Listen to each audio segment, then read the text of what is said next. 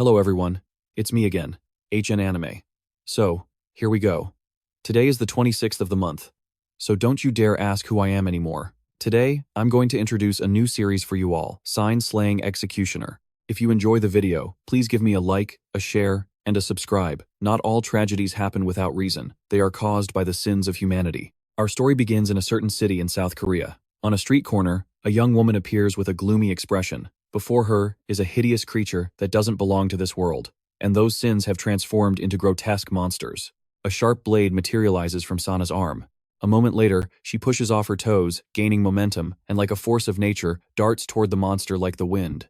In the blink of an eye, the metal bar stuck in its chest is sliced to pieces. The people who specialize in dealing with these sins gradually began to appear. The monster is immediately cut into several pieces.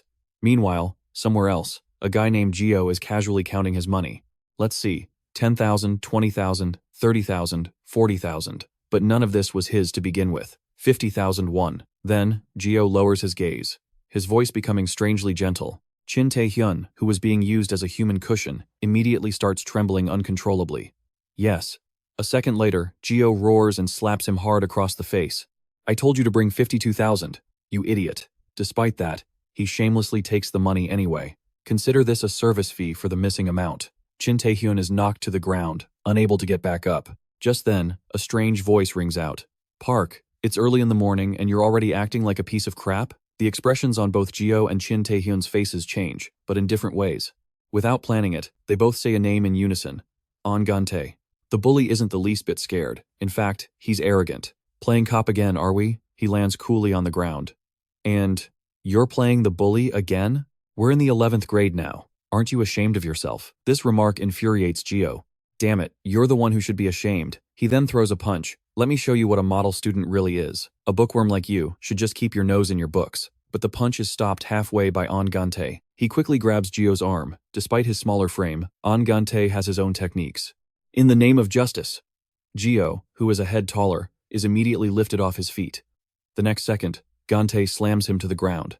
You're being taken down for extortion and school violence, self-defense arts, basic takedown. After dealing with the bully, Gan-tae rushes over to his friend. Tae-hyun, are you okay?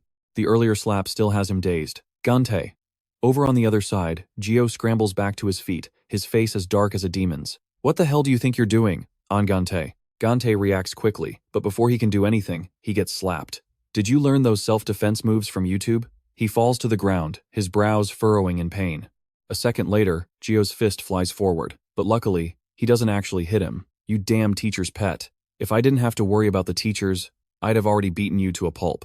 Aren't you tired of this same crap every day? You can't even fight, yet you still try to act tough. I keep winning like this. Shouldn't you be giving me a medal or something? Gan-tae isn't scared at all. Instead, he scoffs, I just can't stand watching you bully our classmates. Hearing this, Gio's eyes instantly become bloodshot. So what? No one's going to step in or deal with you, and yet, he's still able to look his opponent straight in the eye. Unable to hold back any longer, he raises his fist again. You're going to pay for this. Damn it, go to hell. But before the punch can land, a teacher appears. What do you kids think you're doing this early in the morning? All of you, to the faculty office, now. Soon after, the bell signaling the start of class rings. Besides the voices of the students, there's also the sound of a cane striking someone's backside. Mr. Sung-min's expression is more fearsome than ever. Teacher's authority. He brings the cane down with each strike. A proper education. After caning them until his arm is tired, Sung-min growls, Park, if you do this again, don't blame me for what happens. The boy clutches his swollen rear and limps away. Yes, sir. But Gio has no intention of letting Chin Tae-hyun go. Chin Tae-hyun, meet me after school. Hearing this, the boy is so scared he can barely stand. And you, Ahn Gan-tae, you know you can't fight, so why do you keep getting involved and taking a beating every day, huh? Gan-tae lowers his head, not daring to say a word. Yes, sir. The teacher's brows furrow in frustration. You're someone who's going to the police academy sooner or later, and a punk like Gio is just going to end up as a gangster, right? So why are you and Tae-hyun so close? He quickly explains in a soft voice. We're not exactly close. It's just, how could I possibly ignore an injustice like that? But Sung-min cuts him off harshly. That's not your business. You can catch bad guys after you become a police officer. He walks over and puts an arm around Gan-tae's shoulder. It's the same for Chin Tae-hyun. It might be tough for them now, but after graduation, they'll forget all about it and live like normal people. A deeply despicable smile spreads across Sungmin's face. That's why all you need to do, Gan-tae, is study hard and get into the police academy. Do you understand? Just pretend you don't see anything. That's all you have to do. Gan-tae suddenly recalls an image of his father from the past. Happy birthday, son. Back then, he was just a child, and his eyes lit up at the sight of the cake. A cake! Dad, hurry and come inside. But Anjun seems hesitant. Well, about that. There are still a lot of bad people out there. I'll just be gone for a little while and I'll be right back. Hearing this, Gan-tae's mother is very displeased. You're already off duty, and you're leaving again? Just forget about the police station. He thumps his chest, full of righteous spirit. Taking off my uniform doesn't mean I'm not a police officer anymore. I can't just pretend I don't see anything. Anjun doesn't linger and leaves immediately. I'll be back in a bit. You and our son go ahead and eat first. Little Gan-tae could only watch helplessly as he left. My father was someone who never hesitated to help others. He felt a pang of sadness, clutching the cake box in his hands. Even though it was his birthday, misfortune rained down on his family like a torrential downpour, because that day, his father never came back. Active duty police officer beaten to death by thugs. On the 16th, at approximately 10:30, during his day off, a police officer was among 3 people who intervened when a group of 16 and 17-year-old thugs were assaulting a classmate. This completely shattered little Gan-tae. I truly wonder. At Anjun's funeral, someone stumbles forward. Officer Ahn. It was the student he had saved, named Yu Damin. If he hadn't helped me, I probably would have been beaten to death. He breaks down into uncontrollable sobs before he can finish his sentence. I'm so sorry, and thank you so much. Seeing this, Gan-tae can't help but tear up as well. This is what my dad wanted to protect. Even on my birthday. Following Yu Damin, others also began to cry. From that moment on, something inside him changed. Was this the situation he faced? But the longing still makes Gan-tae's tears fall like broken strings of pearls. Even if it meant sacrificing his own life, he cries louder and louder, his choked sobs echoing with sorrow. As time went on, the wound in Ahn Gan-tae's heart began to heal. Walking along, he thought to himself, Dad, what's the view you remember most? Just then, a car recklessly sped past him. Damn it, Ahn Gan-tae muttered, annoyed that he'd almost been hit. It's a green light. Is that driver insane? But then, he spotted 2 familiar figures. Gio had his arm around Chin Tae-hyun, leading him somewhere. Seeing this, Ahn Gan-tae could only let out a sigh. He quickly walked up the pedestrian bridge and casually tossed his school bag to the side. Hey, Park Gio. Seeing the killjoy, Gio's face immediately twisted into a scowl. Oh, for God's sake, Ahn Gan-tae, you're starting this crap again? Beside him, Chin Tae-hyun was trembling with fear. Ahn Gan-tae. Ahn Gan-tae glared at the scumbag in front of him. Can't you go a day without bullying someone? Gio immediately put on a taunting expression. That's right. School's no fun otherwise. His words made Ahn Gan-tae pause for a second. What? This guy's values were completely warped. It's so damn boring. Every single day, it's just studying and homework. Everyone's going crazy just for the college entrance exams. But who gets into college is already decided from the start, just like you. So what about people like me? Am I supposed to come to school for 3 years just to be a stepping stone for your perfect records? At this point, Gio roared in frustration. I'm just trying to enjoy my school life, that's all. Ahn Gan-tae was fuming at his twisted logic. You piece of trash, you're spouting nonsense. Everything you're doing is illegal. Don't you know that? Gio no longer bothered to hide his maliciousness and cruelty. I'm a minor. Go ahead, call the cops, see what happens. That sentence seemed to trigger a deep-seated pain within Ahn Gan-tae. While he was lost in thought, Gio made his move. He had already pinned Chin Tae-hyun against the railing. What if I just pushed this punk off from here? Would I go to jail? Seeing this, Ahn Gan-tae became even more enraged. Of course you would. The law is more than capable of giving trash like you the punishment you deserve. But Gio wasn't scared in the slightest. In fact, he was incredibly cocky. The law? You're talking about the law in a country like South Korea that doesn't even have the death penalty? You should watch less cartoons and more news. This kind of thing happens in every single school in this country, you know? How many of them actually get called out? At most, society gets outraged for a little while, and that's it. With that, Gio gave a hard shove. And after that, absolutely nothing will happen. Chin Tae-hyun's whole body dangled precariously over the railing. His voice trembled with fear. Ahn Gan-tae, help me. His face was ashen, as if all the blood had been drained from it. Almost instantly, Ahn Gan-tae lunged forward. He pushed Gio away and grabbed Chin Tae-hyun's shirt. Chin Tae-hyun's body tensed as he tried to pull his friend in, but it was Ahn Gan-tae who lost his balance. For a few seconds, both of them were stunned by what was happening. Not only was Gio unafraid, he let out a vicious laugh. I never even let go of him. I was just kidding around. You're the one who overreacted. In that moment, a dark shadow appeared behind him. The sight made Ahn Gan-tae's eyes widen in utter shock. Faced with that inhuman entity, he couldn't help but feel terrified. What is that thing? But there was nothing he could do. His body was in a freefall. Am I hallucinating because I'm about to die? Am I really going to die? Dad, is this how you died too? If I had just pretended not to see anything, maybe I wouldn't have had to die, right? In no time, Ahn Gan-tae was falling right in front of a truck. But if I did that, what would be the point of justice? Just as everything seemed to be over, he suddenly found himself floating in an endless ocean. From above, strange creatures appeared.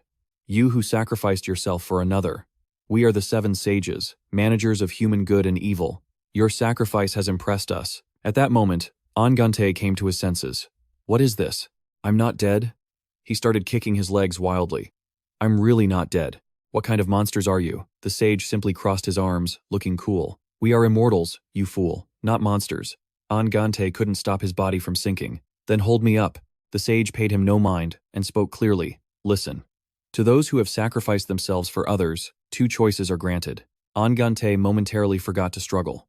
The next second, a rope swung towards him. 1. Take this rope and ascend to heaven. Or 2. Receive our rib and become an enforcer, the power to fight the monsters born from sin. Ahn Gan-tae couldn't process it right away. So those weird things from before were real? The sage floated a rib in front of him. That is correct. Sins have always existed in the form of monsters. It is because of immoral people, those who feel no guilt for their crimes, that these sign-born monsters are created. Of course, you are on the verge of death. If you choose to go to heaven, none of this will concern you. Seeing Ahn Gan-tae sinking deeper and deeper, the sage's voice grew heavy as he urged him, Come now, make your choice. Death is very close. Hearing this, Ahn Gan-tae fell deep into thought. His memory drifted back to when he was a child. When I grow up, I want to be the king of the police. Ahn laughed at that. You mean the police chief? That's a pretty big dream. Why not just become the president? The boy's words were naive, but they held a grand dream. If I become a policeman and catch all the bad guys, wouldn't you be able to come home from work early, Dad? That way, you'd have more time to play with me. He looked at his son, his heart filled with warmth. Ahn Junan's voice was laced with pride. That's right. Thinking of others is the root of all justice. The moment you ignore evil, somewhere, someone else is getting hurt. Suddenly, he held up his pinky finger and looked at his son with expectation. Ahn Gan-tae, promise me. Promise you'll be a righteous person when you grow up. Ahn Gan-tae smiled happily and linked pinkies with his father. I promise. His hand unconsciously reached out, but only grasped empty space. When had Ahn Gan-tae's eyes filled with tears? If I go to heaven, I might get to see Dad again. Suddenly, he reached out with all his might. Ahn Gan-tae pushed himself upwards, fighting against sinking too deep. A righteous person like my dad. He's definitely in heaven. His tear-streaked eyes looked directly at the sage. My choice is. He saw the sage give a slight nod. I understand. I will send you there. Back in the real world, Ahn Gan-tae's eyes snapped open. Right. If I just go to heaven like this, then somewhere, someone else will be killed by those monsters. He suddenly shot up as if he hadn't been hit by a truck at all. The sight made the driver's face turn pale. In Ahn Gan-tae's hand was the sage's rib. This was surely not what his father would have wanted. A second later, he let out a roar that didn't sound human. The driver was so scared he nearly wet himself. I clearly hit him. How is he still alive? Does that mean I'm innocent? Before the eyes of the onlookers, Ahn Gan-tae leaped into the air. The sight of a sign-born demon choking Geo came sharply into view. It was about to completely devour him. Just then, Ahn Gan-tae's figure entered its line of sight.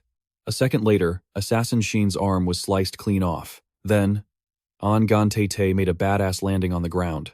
He fearlessly faced off against the monster. Ahn Gan-tae's eyes were as cold as ice, without a single ripple of emotion. Ahn Gan-tae stared intently at the metal bar in its chest. So, this is the Shin born from Geo. I've heard about monsters like this before. As expected, its killing intent was immense, and a cold sweat was already trickling down Ahn Gan-tae's face. There's no mistaking it. There's nothing in its head but the thought of slaughter. Suddenly, the unconscious Geo let out a few coughs, and Ahn Gan-tae's expression darkened. Did I just save the guy who laughed his head off when I fell? In this life, if I just pretend not to know anything, would things be better? While he was lost in thought, Assassin Shin made the first move. Its fist shot forward, tearing through the air, but in a flash, Ahn Gan-tae landed a slash on it. No, Assassin Shin's eyes bulged as if they were about to pop out. Then it clutched its hand and roared in pain. Ahn Gan-tae held his cool pose, like a superhero saving the world. Even though that guy deserves to die, I can't let him be killed by an unholy creature like this. This is the duty of a resurrected being like me, an executor. With that thought, he clenched his fist. Now, there was no more hesitation in Ahn Gan-tae's eyes. This is the justice that my father and I have always strived for. Assassin Shin was completely enraged, and the two of them clashed with blinding speed. He quickly grabbed the metal bar in its chest. Before it could react, Ahn Gan-tae gained the upper hand. I won't let a monster like you kill anyone else. Execution of the guilty. The next second, Assassin Zin's massive body was lifted into the air. A fierce killing intent flashed in his eyes. Die. It was sliced into countless pieces, and the metal bar began to shatter. Assassin Shin's head was severed from its neck, spinning several times in the air. Soon, the pieces of its body began to vanish. The battle had left Ahn Gan-tae completely drained. From now on, I will eliminate all sins like you. But then he suddenly froze, like a puppet with its strings cut. Ahn Gan-tae's whole body swayed before collapsing heavily. My unyielding will. I'll strive 100 times harder to carry out my duty. He passed out right next to Geo, and Ahn Gan-tae also. Had no idea that someone had witnessed the entire event. He's finally become an executor. Sana paused for a few seconds, then sighed again. You should have gone to heaven, you fool. From now on, you'll have to live in hell. To the last executor, the school had returned to its usual bustling morning routine. In Ahn Gan-tae's hand was a black bag. The corner of his mouth curled into a smug smirk. Ahn Gan-tae dusted off his hands, very satisfied with the pile of trash behind him. What a wonderful morning. A second later, he started complaining again. Yesterday No, I actually died once. But this morning I still have to go to school. Is this what a student's life is like in Korea? I'm sure I collapsed on the overpass. I have no idea how I got home, and one of my sleeves is torn wide open. So, what happened yesterday definitely wasn't a dream. Just thinking about the school uniform jacket that costs 120,000 won gives me a headache. Just kill me now. Very quickly, his eyes lit up again. It seems like no serious problems have occurred. But who brought me home? As soon as he arrived at school, Taehyun ran over in tears. Ahn Gan-tae happily opened his arms for a hug. Taehyun, are you okay? Hearing that, his friend froze in his tracks. I'm sorry. Yesterday, I was so shocked that I abandoned you and ran away. Taehyun's face suddenly fell, and he didn't dare to look up. But in a flash, his eyes went wide with admiration. I heard that you jumped from the street, up onto the bridge, and taught him a lesson. Ahn Gan-tae felt a bit awkward, and didn't dare to confirm it. It seemed the story had been a little exaggerated. Soon, he was the next one to lower his head in thought. Ahn Gan-tae rushed over and shook Taehyun, demanding, Wait a second, Taehyun, did you run away because you saw the monster? His friend's mouth opened slightly, but no words came out. After a long moment, Taehyun finally managed a few words. Monster? What are you talking about? He practically froze, his eyes wide as if he'd turned to stone. A nearby sound suddenly pulled Ahn Gan-tae back to reality. He and Taehyun both looked behind them at the same time. The two spoke in unison when they saw Park Geo in front of them. Geo, both embarrassed and scared, stammered for a moment. I'm sorry, I want to apologize to you. He quickly propped himself up on the ground, trembling. Hey, Ahn Gan-tae. Geo suddenly threw his pride aside and knelt before Ahn Gan-tae. Hey you. No, Taehyun. I want to make peace with you. I was wrong to bully you. I promise I'll never do it again. At this point, his breathing became erratic. Two students in the distance saw this and couldn't help but mock him smugly. What the hell? Has Park Geo lost his mind? Geo probably got his brains scrambled from a punch. He remained silent, staring blankly at Geo. Before long, Ahn Gan-tae had to retreat to the men's restroom. He sat on the toilet, lost in thought for a long time. My instincts are screaming that something is wrong. Just like the killing intent from yesterday's monster, I can feel the malice coming from every single student in this school. And Geo, he's changed completely since last night. Taehyun, standing next to him, didn't know where to look. Ahn Gan-tae, if you're done with your business, can we please go somewhere else? To his surprise, Ahn Gan-tae replied, very naturally. Hold on, I think there's still something stuck in there. His friend was so exasperated he could only utter two words. What the? Suddenly, a new conversation interrupted them. Hey, you said you'd give back my earphones today. Ah, I forgot. I'll do it next time. You lost them, didn't you? What? No way, that didn't happen. But they quickly stopped talking because of Ahn Gan-tae's shout from inside the stall. Look, that thing appeared again. What's more, Taehyun's voice came from the same place. The other two could only stare, their mouths hanging open in shock. No, stay still, stop. Inside, he was forcefully grabbing Taehyun's face, making him look up. There it is. Ahn Gan-tae squeezed his face in a frantic panic. Don't you see it? His friend tried to stay calm and explain. Did a snake or a spider just crawl by or something? There's nothing on the ceiling. Ahn Gan-tae couldn't believe it and kept asking over and over. Really? Now, his heart pounded with fear as he cautiously looked up. What is that? A part of Shin's body came into Ahn Gan-tae's view. He immediately chased after it, all the way outside. Something's not right here. Taehyun ran after him, not forgetting to call his name. Ahn Gan-tae, where are you going now? Ahn Gan-tae didn't stop. He followed Shin up several flights of stairs. Ahn Gan-tae's face grew paler and paler. Up ahead, the rooftop door was slammed shut, and the lock was suddenly engaged by some unseen force. He ran up and without hesitation, punched the door so hard it shattered, even flying outwards from the momentum. A loud crash snapped Ahn Gan-tae back to his senses. He then looked at his hands in horror. What is this strength? I've never been able to smash down a door this easily before. Before long, Ahn Gan-tae's pupils constricted. His eyes were glued to the creature, a sin with a pin stuck right through its stomach. But Ahn Gan-tae wasn't afraid. He even got closer and started complimenting it. So this is a sin, just like that old man said? This one is way cuter than the thing from yesterday. The sin paid him no mind and simply jumped down. Ahn Gan-tae was about to give chase, but the sight of his surroundings made him hesitate. Even if I have superpowers, I can't just jump from the 4th floor, can I? But I've still got enough power to run you through, so you better watch out. I'll be keeping an eye on you. Just then, a news broadcast appeared on a screen with a big story. An unfortunate incident occurred today. A child was locked in a suitcase for 7 straight hours as a punishment for lying. The child's stepfather stated that it was merely a form of discipline. He listened to the whole story and let out a sigh. It's nothing new, but the sins of the world never seem to end. I wonder if sins appear in places like that. After school, Shin Taehyun rushed over to find Ahn Gan-tae.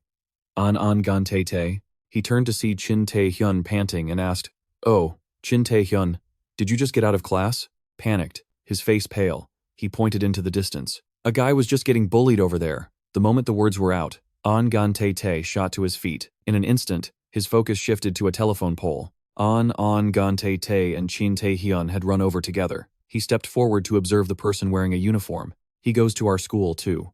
Ahn Gan-tae let his guard down, crouching to ask, "Hey, are you okay?" Ji-hun wiped his face and brushed off his concern. "What do you care? You don't even know me. Stop butting into other people's business. I'm just sitting here resting for a bit." Ahn Gan-tae was dying of curiosity but held himself back from asking more questions. "Don't lie like that. I used to get bullied too, so I understand what you're going through. Someone definitely hit you. We need to call the police right away." "No, we should call an ambulance first." Before he could finish his sentence, the guy screamed in his face. "Shut up. This is none of your business. What do you mean, call the police?"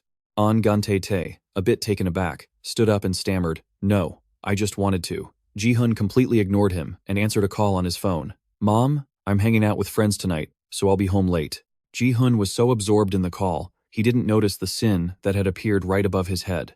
"No, they're all good friends of mine. Nothing's wrong. Oh, by the way, I have a little something I need. Could you send me 50,000 won? Yeah, I need the money for more books and school supplies. I'm a junior now, after all." Meanwhile, Ahn Gan-tae stood frozen, staring at the thing above him, one of the sins he'd seen before. When a person commits a sin but feels no guilt, a monster is created. "You still haven't returned my headphones?" "Oh, I forgot." After the call, Ji-hun started to cry. "I told you, Mom. Nothing's wrong." All Ahn Gan-tae could do was stare, wide-eyed, his mind racing. That's it. The sin of deception. But it was different from the last monster. The lies were making it grow larger.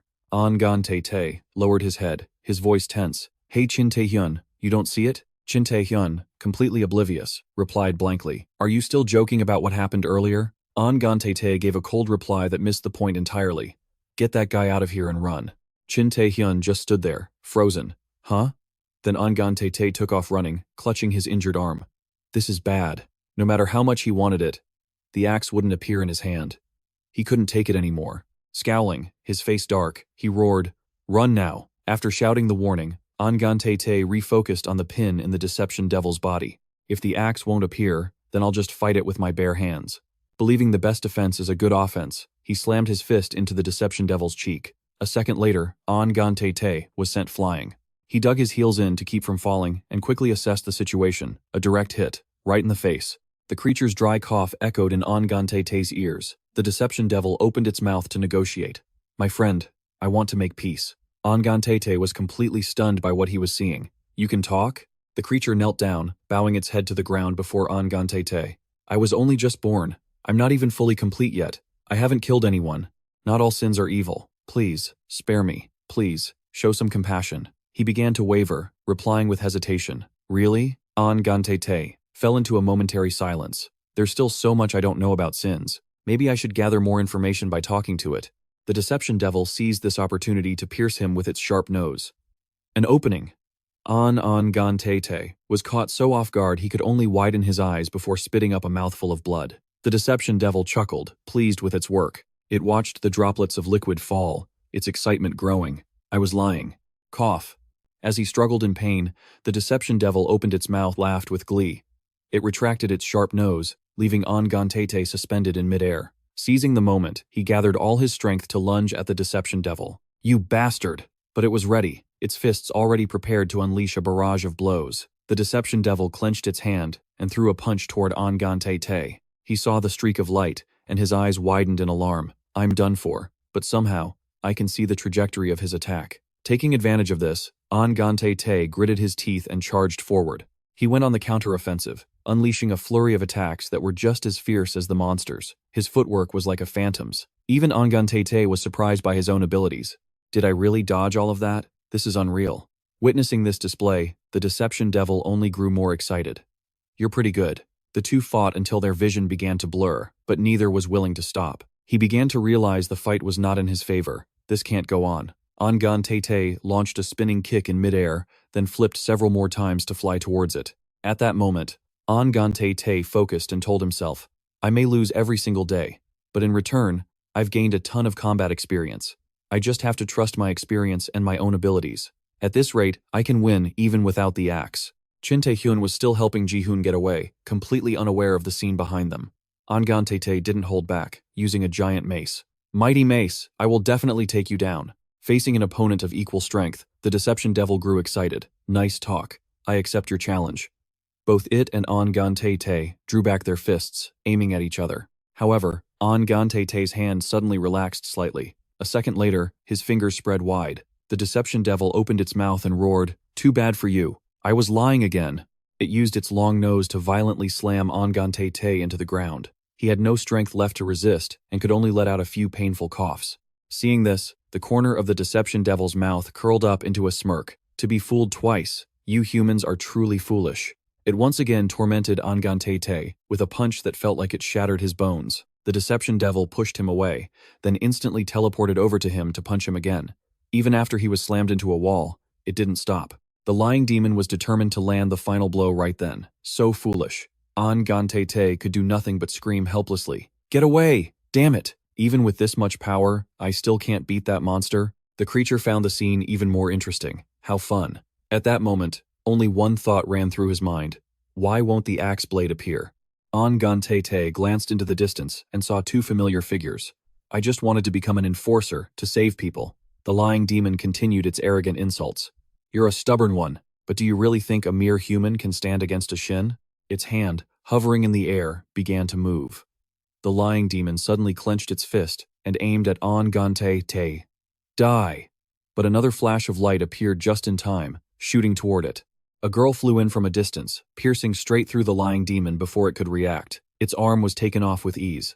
Then, a cold voice echoed in the lying demon's ear. I think the same way you do. A pair of slender legs quickly appeared. Humans can't defeat a Shin. Its eyes widened in shock. Sharp, fox-like eyes glanced over everything. Ahn Gan-tae could only watch the scene, panting heavily. A slender figure appeared before him. It was Sana, arrogantly wielding her sword's aura. But what if it's an enforcer? Her eyes widened, filled with a hint of killing intent. A few seconds ago, a clear voice had rung out. I think so too. Humans can't defeat a Shin. The memory quickly brought Sana's face to mind. At that moment, she was seriously confronting the lying demon. But what if it's an enforcer? Ahn Gan-tae looked up at his own uniform with a hint of worry. He tried to shout a warning to Sana. Run. You can't see it, but there's a monster here. But she ruthlessly cut him off.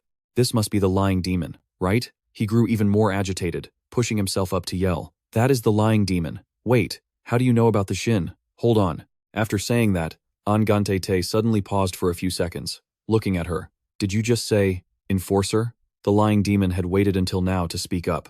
That's right, I am a Shin, but it was all in self-defense. This human attacked me first, and I truly regret this. It pretended to be innocent, but its hands secretly clenched. Please forgive me. Suddenly, an explosion occurred, shaking everything around them. Sana quickly jumped down and slid across the ground. Shut up. Both the lying demon and Ahn Gan-tae stared in astonishment at the scene. The creature's arm had just instantly regenerated. She paid it no mind and continued with a new attack. It seems every time you lie, your nose gets longer. In that case, I'll deal with that nose first. She drew her sword to pass judgment. When its nose was cut, it screamed in agony. My nose! It hurt so much. But then, it returned to normal as it sneered. Just kidding. The lying demon's punches suddenly became useless against Sana's nimble movements. She dodged for a while before finally creating some distance. Only now did Sana get a clear look at its grotesque features. It's been a long time since I've seen a lying shin, but you forgot to mention, you're also the weakest class. Realizing the lying demon's identity, she immediately launched a relentless assault. Sentence: death. The lying demon was lucky to spot something nearby, and it boldly snatched the staff. Now both of them were armed and charging at each other. Sana's attacks relentlessly coiled around the lying demon. They took turns unleashing attacks, affecting the entire area. In the end, it was she who gained the upper hand, kicking her opponent away. The lying demon was pinned against a nearby wall. That very kick caused its killing intent to surge. Human, I'm starting to like you. The lying demon struggled to its feet, a low growl rumbling in its throat. A second later, it suddenly lunged forward for a sneak attack. I'll tear you to shreds. Sana calmly corrected the lying demon's words. I already told you.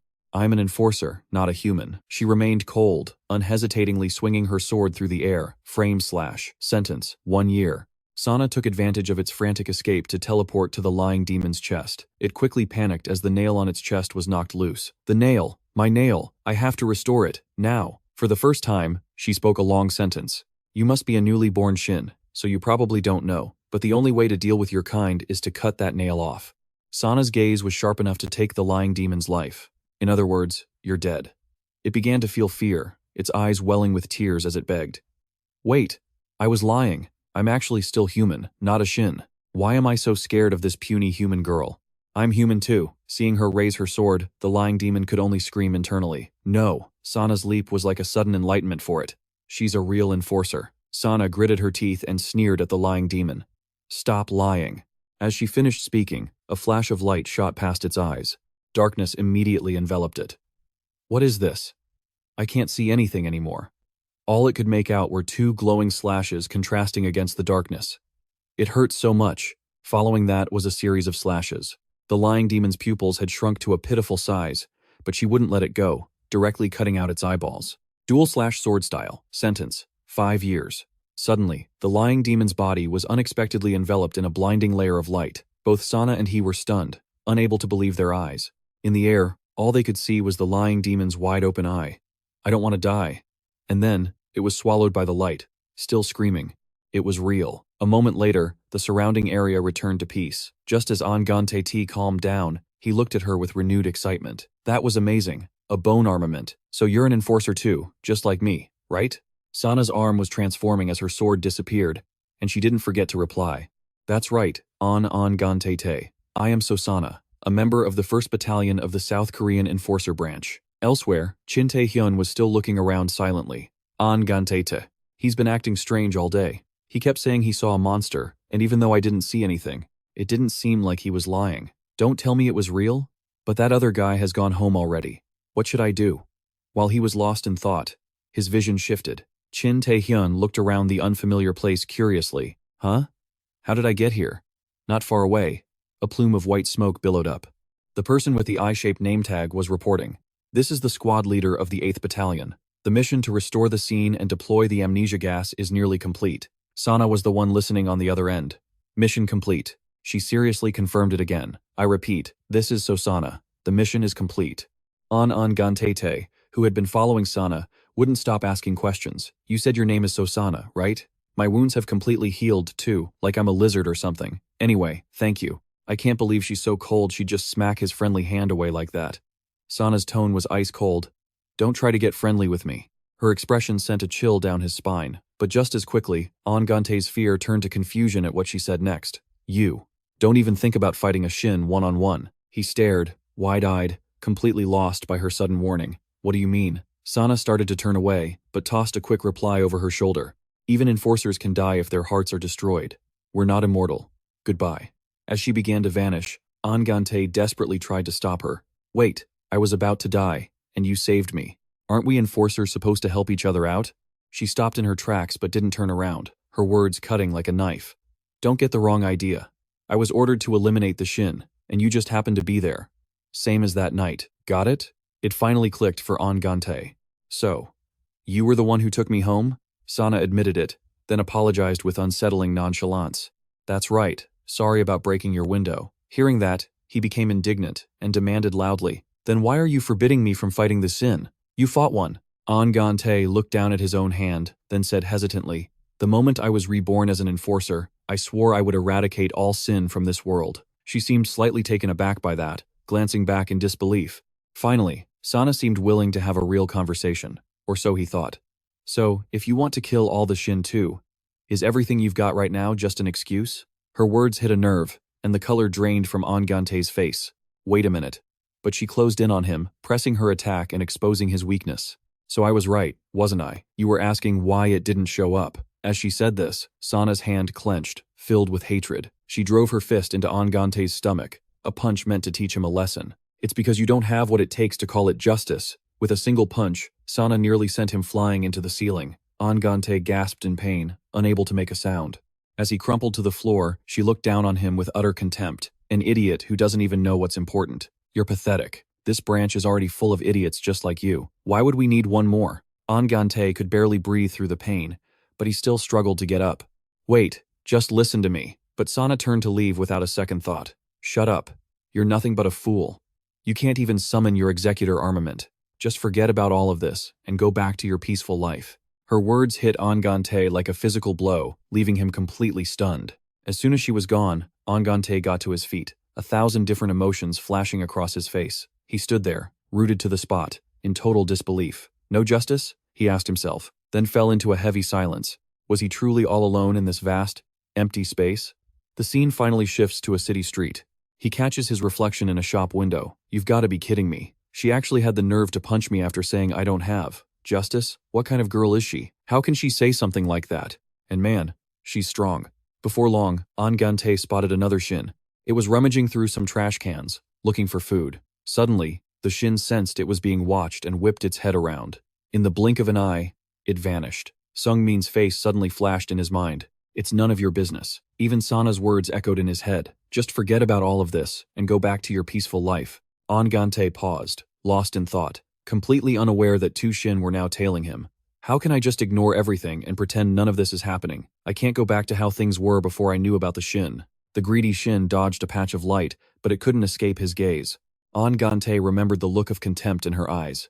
You can't even summon your executor armament. Instantly, rage boiled up inside him. I'll show you just how strong my will is. Ahn Gan-tae rolled up his sleeves, his face set with determination. Justice. He held out his arm, revealing jagged protrusions taking shape on his skin. Come on. Ahn Gan-tae stalked off to a deserted part of the school grounds, his face still a mask of disgust and frustration. Damn it. Why won't you come out? As if waiting for his cue, a Shin's body parts suddenly splattered all over the ground. Ahn Gan-tae was completely horrified by the sight. A moment later, a pair of leather shoes entered his field of vision. The person looked Ahn Gan-tae up and down and commented, with a face like that, you either just committed a crime, or you just got your butt kicked. Yu Damin tilted his head, a lollipop cheerfully stuck in his mouth. He suddenly held it out with a friendly smile. So, which is it?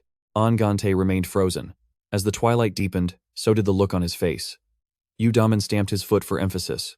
Either you committed a crime, or you just got beat. He stood proudly under a streetlight and asked, so which is it, kid? Ahn Gan-tae, startled, quickly regained his composure. Either one, I guess. Ahn Gan-tae looked down at the cold pavement. I just got my ass kicked out of the enforcer branch, so, you're probably right. He ventured a guess. And you're an enforcer too, right? I'm not surprised. Yu Damin just grinned and popped the lollipop back in his mouth. Bingo. He held his head high with a confident smirk. I'm the strongest one at HQ. You better remember the name Yu Damin, kid. Yu Damin was now holding a cup of mint chocolate chip ice cream. If it was Sana, then that sounds about right. He sat on top of a playground slide, laughing his head off. Yeah, she'd say something preachy like you don't have any justice? Wow, is she really that old already? What are you laughing at? I almost died. Yu Damin chewed on his plastic spoon, looking sheepish. Oh, whoops, my bad. It's just, I'm a little hyped. I just got back after being away for over 50 years. He grinned from ear to ear. Ahn Gan-tae was speechless. To think Sana hadn't changed at all after all that time. What is this guy even talking about? He seems so goofy. Yu Damin's tone suddenly turned serious as he studied Ahn Gan-tae. Hey kid, do you know what happens after you kill a Shin? Ahn Gan-tae just looked confused. Well, they probably just vanish from the world, right? As if just sitting on the slide wasn't dramatic enough, he stood up on it. The thing called a Shin disappears, and its creator is overcome with immense guilt. Ahn Gan-tae flinched, realizing that the creator is tormented, just like the nail driven through the Shin's chest. Is that why Gio was acting so weird? Ahn Gan-tae asked frantically. Hey, are you even a real enforcer? How many times do I have to tell you? I told you. I'm the strongest enforcer there is, Yu Damin said, his voice now cold and serious. Just like a sin. A Shin is born from a wound in someone's heart. He looked down at Ahn Gan-tae from his perch and spoke quietly. Because you have a pain and a sense of justice, just like Sana. I can teach you how to fight like a true enforcer. Utter confusion was written all over Ahn Gan-tae's face. Yu Damin proudly raised his hand and said, In return, are you willing to help me achieve my dream? Ahn Gan-tae roared out his determination. When I was reborn as an enforcer, I promised myself I would eradicate all sin from this world. The back of a mysterious man appeared. Sana startled awake. I want to eradicate all sin from this world. She grimaced, annoyed at being woken up. Sana sat up in bed, irritated. Because of that bastard, I had to see that damned scene in my dream again. A new notification popped up on her laptop. Notification to all level 5 enforcers. 5 Evo level missions have been updated. She lightly pressed, confirm. Sana silently judged the farce she had just been notified of. Eradicate all sin. How ridiculous. She stood up and put on her windbreaker. The monster called sin will never disappear. Sana left her small apartment. That's just the truth of it. So there are better things to do than chase after that nonsense. Traffic on the bridge was at a standstill. Hey, mister, a middle-aged woman standing on the roof of her car shouted. You just got out of prison. You have a whole new life ahead of you. Don't be so pessimistic. The man screamed back. Shut your mouth. Have you ever been thrown away by society like I have? He clutched his head in despair, standing on the most precarious part of the bridge. Why did I have to waste 7 years in that damn prison? My family, my job. I've lost everything. The man stood high above and screamed, If you don't want me to die, bring me 10 billion. That's right, 10 billion. People on the bridge got out of their cars to see what was happening. If I die here, all of you will be responsible for my death.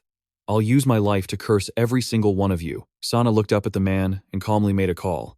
Level 5, Enforcer, Sana here. I've moved to the base of the Bana Bridge. At the same time, Headquarters received the notification. Na Yu received the alert and responded immediately. The entire area has been secured. You are authorized to intervene immediately if a sin appears. Over. Sana lowered her phone and leaned against the wall. Sana glanced to her side. Sarisa was squatting down and spoke towards Sana. That old geezer really talks a lot. She tilted her head and said, If he's gonna jump, he should just get it over with. Sarisa scoffed. If I filmed his suicide and sold the video, I bet I'd make a killing, huh? Standing opposite her, Sana said her name, Sarisa. Sarisa slowly stood up. Cut the crap. And isn't this a solo mission? What's a fresh graduate like you doing here anyway? She made an okay sign with her hand and grinned. I just spent all my savings to buy 50 of Appa's encore albums. Not to mention, he has a concert next week, so I'm just trying to make a little extra cash. Sana's face darkened with contempt. Pathetic. The two stood facing each other on the crowded street. Appa, a 300-year-old hag like you, is way older than him. Oh, it's all yours then. Whatever. Why don't you try enjoying modern life for a change? In my eyes, you're far more pathetic. Sarisa lowered her gaze, stroking her long blue hair. Anyway, enough with the chit-chat. This is a newly updated Evo level mission, so let me handle it for you. Sana angrily slammed her foot down on the hard pavement. It'll definitely be faster than if you handle it. You level 5 enforcer. A black aura emanated from her foot. A frustrated driver smoked a cigarette to kill time in the traffic jam. Why is this happening? Everyone was annoyed, just wanting it to be over quickly. If that bastard wants to die, he should just jump and get it over with. Everyone was openly showing their annoyance. That guy's useless to society anyway, acting like anyone gives a damn. Sana's eyes widened in realization. Just as I thought. The sounds of negativity continuously haunted the gridlocked bridge. It's so noisy. Are the cops just here for decoration? I don't want to go to work. In a crowded place like this, malice will only grow stronger. Sarisa nonchalantly pointed. Hey, should we take care of these small fry sins? We'd even get paid for it. The small sins were clinging to everything on the bridge. Until they gather together, they're harmless. She looked around indifferently. Sarisa remembered the sight of a dying Ahn Gan-tae. Sana calmly answered Sarisa's question. It'll take a while to wait for them to gather, so we'll be back late. She moved closer to Sana. Late for what? It's not like the sins can be completely wiped out anyway. This is headquarters. She received a call from HQ as a car sped towards them in the distance. Sorry to interrupt your discussion, but you both need to be ready now. Two large trucks blocked both ends of the bridge. Both ends of Bana Bridge have been sealed. Everyone started shouting angrily. Damn it. What kind of shitty day is this? People stuck their heads out of their windows and yelled, Hey, we have to get to work. An airship was flying over the bridge. First, we will release smoke bombs to obstruct vision. The airship released a thick cloud of white smoke. In 10 minutes, we will release amnesia gas as a precautionary measure. The white gas enveloped the bridge. What the hell is this? Everything became more chaotic than ever. There are a lot of onlookers here, so deal with the sins as quickly as possible. Sana's eyes filled with determination. A monster descended from above, causing everyone nearby to clutch their heads in pain. The chaos sin has emerged. She pushed off, cracking the pavement, and the two of them leaped high towards the monster. Mission start. Sarisa and Sana stood firm on the bridge's main arch, taking in the scene before them. Sana was startled and confused. The chaos sin was charging towards the man who wanted to jump, a hostage. It bared its terrifying teeth. Sarisa ground her teeth in anger. A little hatchling like you dares to be so arrogant? A blade was fixed to her leg. I'll send you to the afterlife with a single kick. Go on. Try pushing him off. I dare you. She declared war on the chaos sin. Whatever you do, I don't care. Saving people isn't my job, after all. Noticing their presence, the chaos sin bared its teeth and spoke threateningly. Why is your friend's heart beating so fast? Human. The two of them looked at each other, startled, as a resounding sound wave emanated from the creature. Sonic power. Her eyes flew wide open as blood trickled continuously from her ears. She noticed something was wrong. Are my eardrums destroyed? The chaos sin slammed the man down. Sarisa arrogantly mocked Sana, and that's why you're still just a level 5. She rushed towards the chaos sin. Let me take care of this monster for you. Sana regained her composure, letting out a soft grunt. Sarisa knocked the chaos sin down. Sana reaffirmed her resolve. Enforcers are just a bunch of stubborn fools who live so long they don't have to care about anyone else. In Sana's mind, the others always resorted to violence.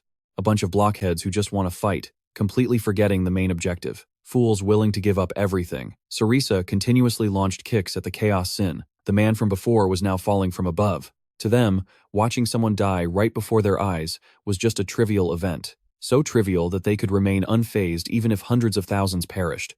Sana stood under the open sky, lost in her thoughts. And just like that, the justice of the enforcers was slowly being scorned. The man was already halfway down. The important thing now was that he was unconscious and in a free fall. She dove toward the man, trying to save him. A desperate thought flashed through Sana's mind. Too late. The man was falling into the arms of someone standing under the bridge. Ahn Gan-tae used all his strength to fight the momentum, managing to catch the man. Sana screamed when she recognized that back. Ahn Gan-tae. He exhaled a puff of cold air and replied, It's me. Ahn Gan-tae gently laid the man down as the chaos shin fell from above, crashing onto the roof of a car. Sana confronted him.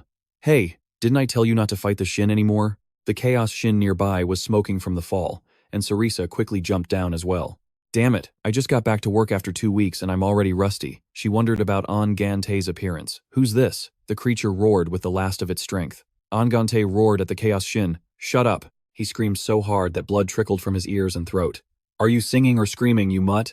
Everyone was stunned by the force of his roar. Even the chaos shin fell silent.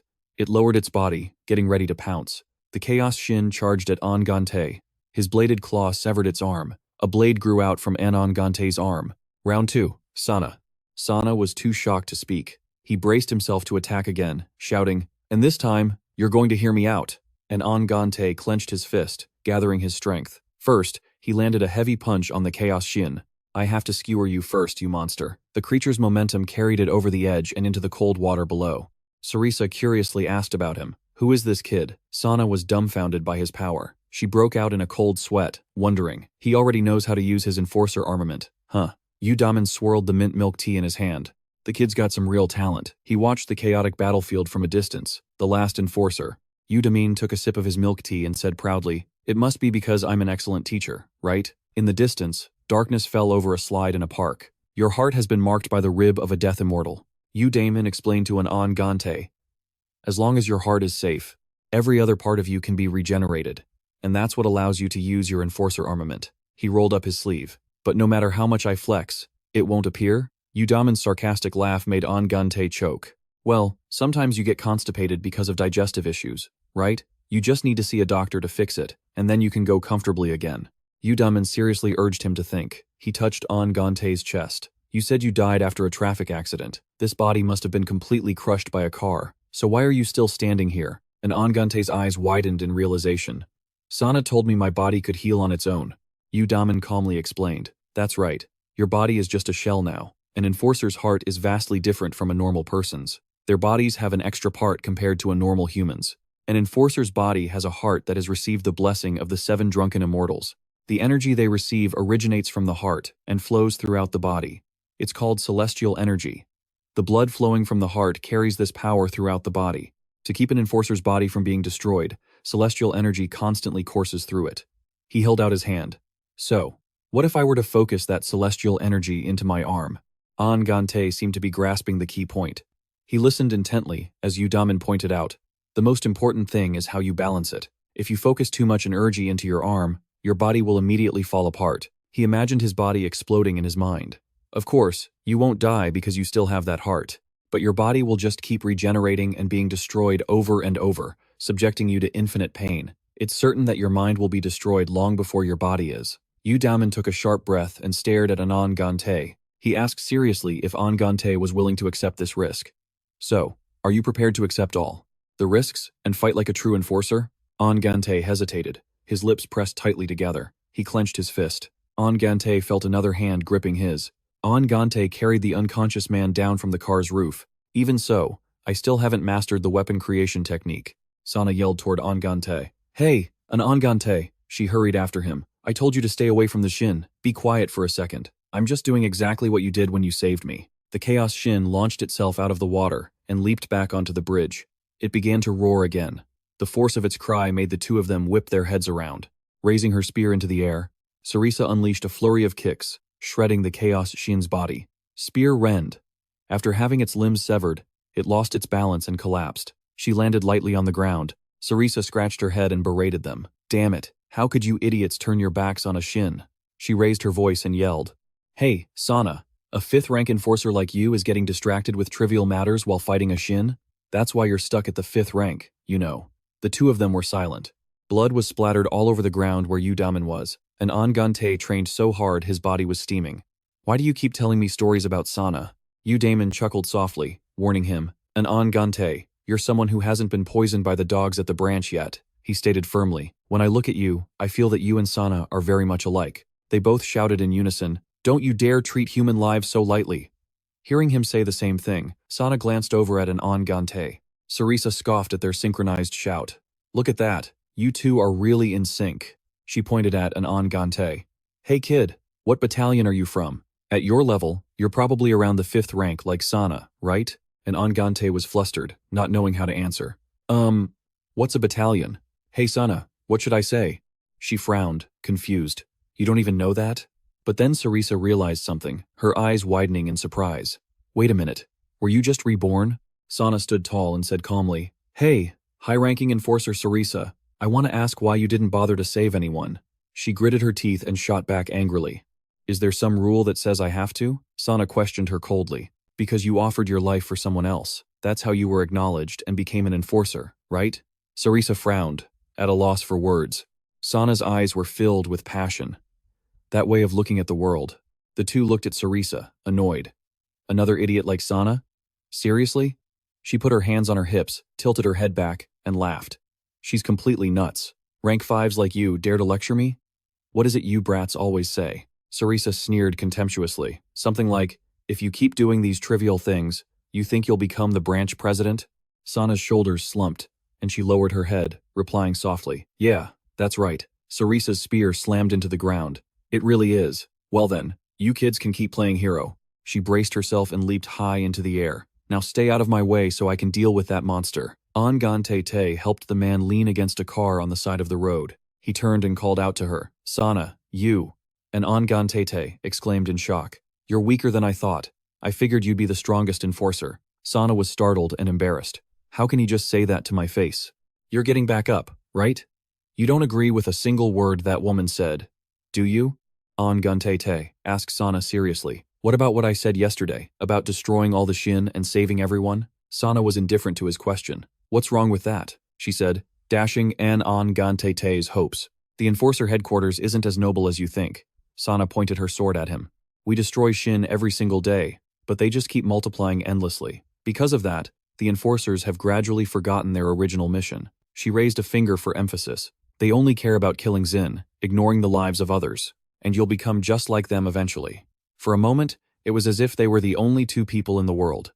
But you've already saved someone, haven't you? Sana was stunned by his question. And besides, didn't you just say you wanted to become the branch president or something? Ahn Gan-tae's face darkened as he said in a cold voice, I don't care what happens next. The most important goals are to destroy evil and save everyone. He regained his motivation and pushed forward. And I will definitely accomplish both, because that's a promise I made to my late father. Sarisa was still leaping around, searching for the Chaos Shin. Damn it, getting held up by those idiots. She moved with flair, leaping gracefully. Only 3 minutes left before the gas is released. Sarisa charged forward relentlessly. They say someone once killed an evil class Shin with a single blow. I wonder if I can do that? Before long, she had jumped onto the bridge. But why am I even thinking about that? Sarisa flew through the air, targeting the Chaos Shin. These Shin will never truly disappear. She roared at it. Hey, you know what a power gap is, right?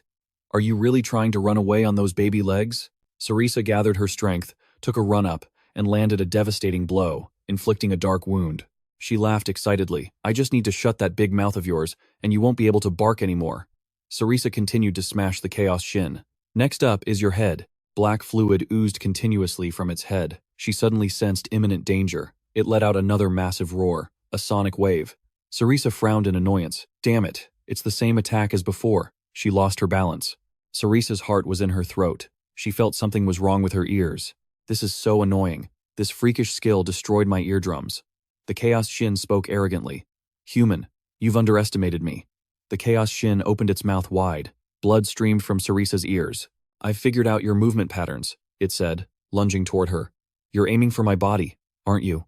Sarisa hadn't recovered from its last attack. The Chaos Shin screamed as it attacked. Sarisa yelled, but she could only endure its onslaught. The Chaos Shin cackled as it unleashed a barrage of punches.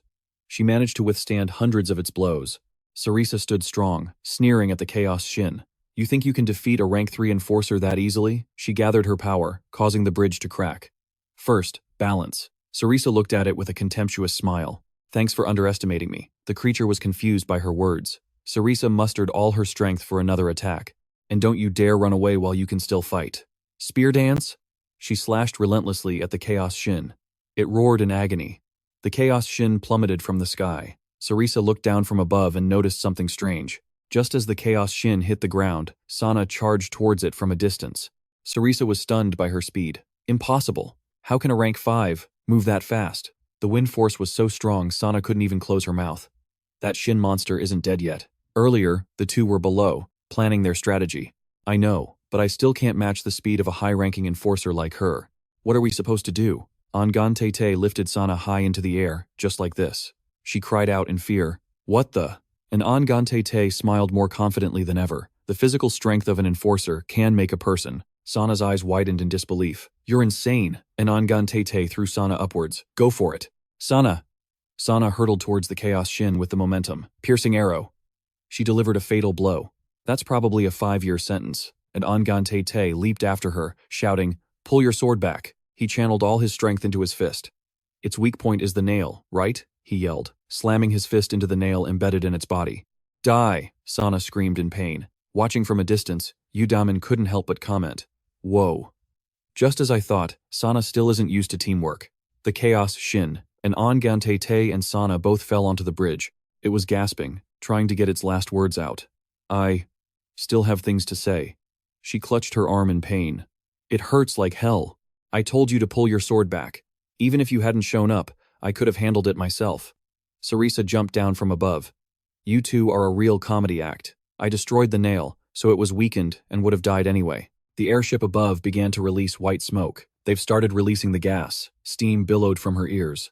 Even though it doesn't affect us, staying here too long is a pain. Hey, you two, let's bounce. Sarisa pointed at an Ahn Gan-tae. Hey, Crowhead, what's your name, kid?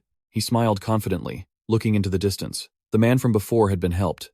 Sana, seeing he wasn't answering, lowered her gaze. She kicked Ahn Gan-tae's leg. She's asking you a question. You idiot. Ahn Gan-tae scratched his head, saying shyly, Hi. I haven't joined any enforcer divisions yet. I was just reincarnated. Another sin appeared. The three of them had no time to rest after the battle, before having to face a new monster. March 13th, 2021. Mission results. The monster was even bigger than the Chaos Shin. A monster-class Shin had emerged after all. Before the three could even get their bearings, it launched an attack that no one could react to in time. According to the report, 2 enforcers died during the mission. Rain pattered softly. In the building where the enforcers were gathered, Adparan spoke with annoyance. The youngest of the rank 5s, a kid who was just reincarnated the day before yesterday, died on the mission. Adparan stood between 2 bodies covered by white sheets. She had some thoughts on how her superiors handled things. This wasn't the first time, but they should at least send more people for Bruto-level missions. Yu Damin spoke up, holding some weird-tasting tteokbokki. He just chuckled while chewing, speaking nonchalantly. Those old geezers really haven't changed in 50 years, have they? Sarisa, with a towel still wrapped around her head, stood beside him. She asked, Hey, why do you always try to steal my credit? Hearing this, Perrin glanced over. What do you mean? It was obviously Damin who handled everything. Then she suddenly changed the subject, turning to greet Sarisa. It's been a while, Sarisa. Still listening to that cheesy music? She shot back loudly, giving a friendly middle finger. Cheesy my ass, you dwarven demon. Perrin straight up punched her, sending half her body crashing through the door and shattering it. She focused power into her fist, then turned back to look at the 2 bodies, and continued. But thanks to you, these 2 are still barely breathing. Perrin's hands moved as power enveloped them. Let me check. Accelerated blessing. The scene shifts back to when Sana and Ahn Gan-tae were fighting. Inside a car, the radio announced. The tropical depression over our country has dissipated. Heavy rain is certainly expected to follow. The man in the car stared blankly at the incident unfolding before him. A severed arm, a foot torn from a body. The faces of Sana and Ahn Gan-tae were filled with shock. The accomplice fusion sin had cut off one of their arms and a leg. They were thrown back, and tears streamed down Ahn Gan-tae's face. The creature looked down at Ahn Gan-tae, who was lying on the ground, missing limbs, crying and screaming, and made its assessment. This kid, Sana, standing beside him, was in the same state, but she showed no fear and immediately shouted at him. You idiot! You're already crying just from losing an arm and a leg? Ahn Gan-tae was in too much pain to speak. She instructed him, just regenerate your body the same way you summon your enforcer weapon.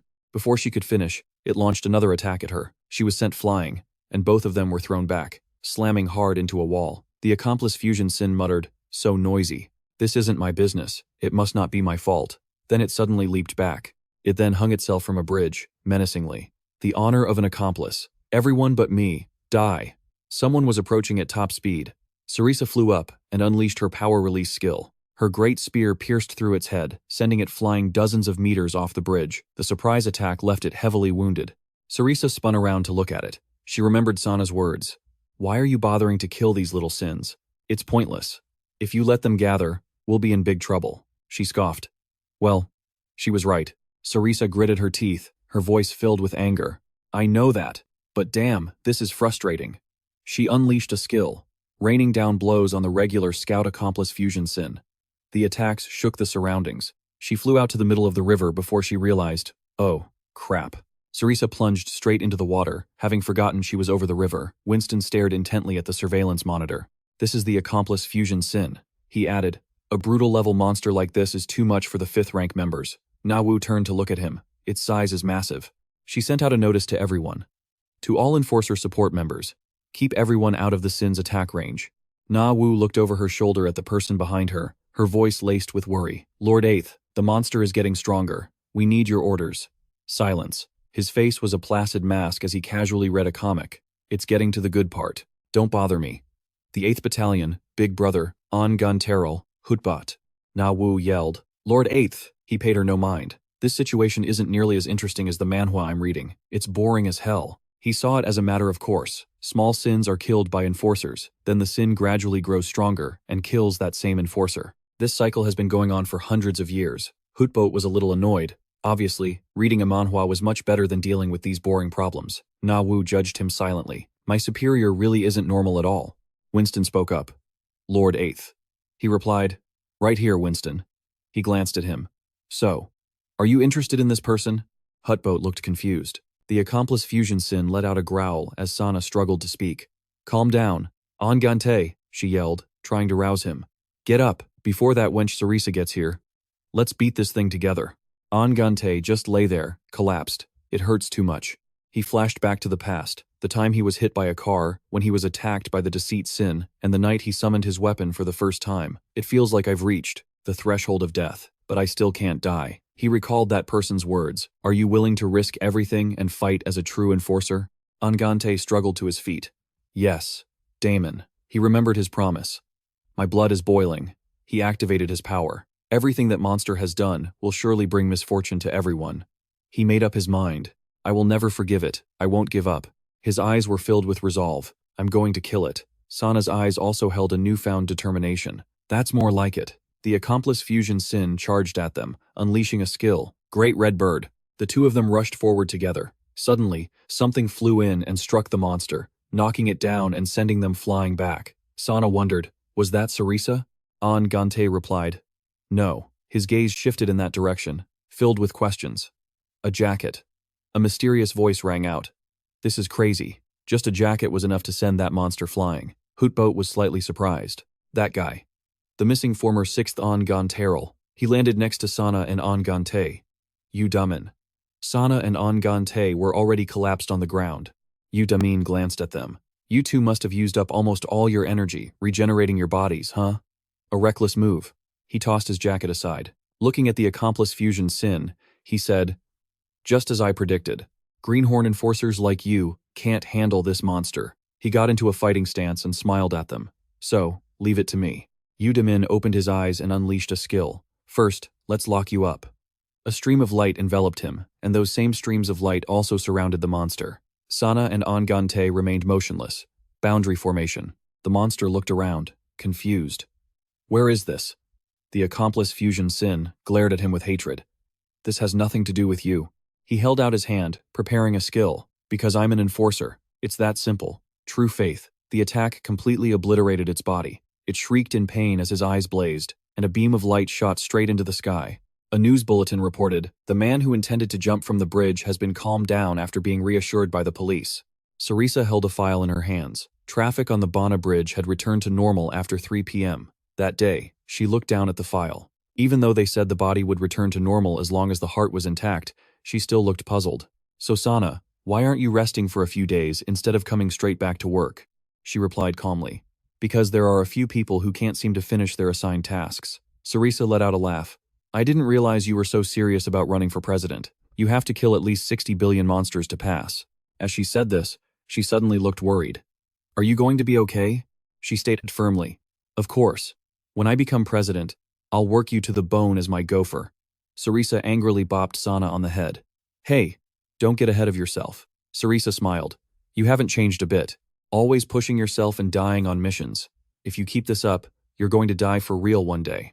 As she walked out, she didn't forget to add, sometimes, you'll need someone strong enough to fight alongside you. Sana thought. Always thinking the worst of people. Is that a bad habit of yours? Sana was lost in thought. Someone. Ahn Gan-tae's eyes were vacant. Yu Damin looked at him, the feeling of dying on a mission for the first time.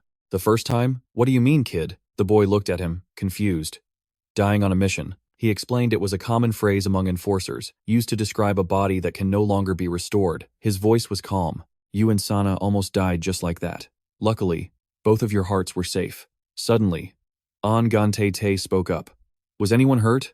Yu Damin gave a thumbs up. Nope, nobody was hurt. You did great, kid. The boy looked up at the ceiling, then quickly turned away. No, he asserted. If you and Sana hadn't been there, I would have been dead for sure. I'm all talk. Yu Damin gently probed. Were you scared back there? Ahn Gan-tae's voice grew heavy. I lost the will to fight. I've never had a single monster appear in my life until now, and that's because other enforcers worked hard to keep it a secret. I wanted to help people live lives where they didn't have to worry about monsters, too. As he said this, he suddenly burst into tears. I want to become stronger. Yu Damin smiled, but a voice cut through their conversation. What's this? Are you two having a heart-to-heart?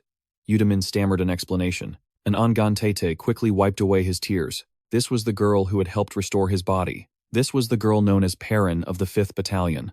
Perrin looked at him. Call me sis, Pipsqueak. Her voice rose in warning.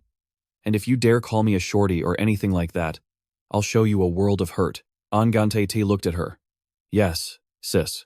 He waved at the two people walking in. So Sana, you're all recovered too? Sana looked at Perrin, then at the former 6th Ahn Gan-tae, Yu Damin. He asked Sana angrily, Hey, are you ignoring me again? Perrin suddenly spoke up. Hey Yu Damin, there's an order from headquarters for you. After speaking, she turned to an Ahn Gan-tae. How's your body, kid? He flexed to show he was fine. Yep, thanks to you, it feels as good as new. She shuddered. It's only been 2 days since that kid was regenerated, and he just had a near-death experience too. I wanted to advise him to rest, but instead, she suddenly yelled, Whatever. Perrin asked, Hey kid, wanna go for a little run? He looked bewildered. Huh? Yes, she explained. This is an order from the first for you. It's not about fighting monsters or anything. But her next words made Sana and an Ahn Gan-tae jump. If you fail, you're dead. Perrin pointed a finger at him. His first mission, a pair of loafers sprinted across the ground. Across from him, someone in sneakers was also picking up speed. And another person, barefoot, was running with all their might. Yu Damin chatted with the two beside him as he ran. Hey, did you two know that North Korean spies used to run through the mountains at a speed of 10 kilometers per hour? Hearing that, Ahn Gan-tae couldn't help but be amazed. Is that for real? He just chuckled. Who knows? So Sana, do you know? Sana replied, I was in the Middle East at that time. He suddenly remembered something else. Oh, what about my military service? Are they going to exempt me? However, Yu Damin didn't know about that either. Beats me. He said it matter-of-factly. You're the first enforcer to be regenerated since the beginning of the 21st century. These words made Ahn Gan-tae's expression twist. What? The scene shifts to a place with a red cross hanging high above. Rasan's deep voice spoke. Sir, what do you think are the chances that the young enforcer will make it here alive?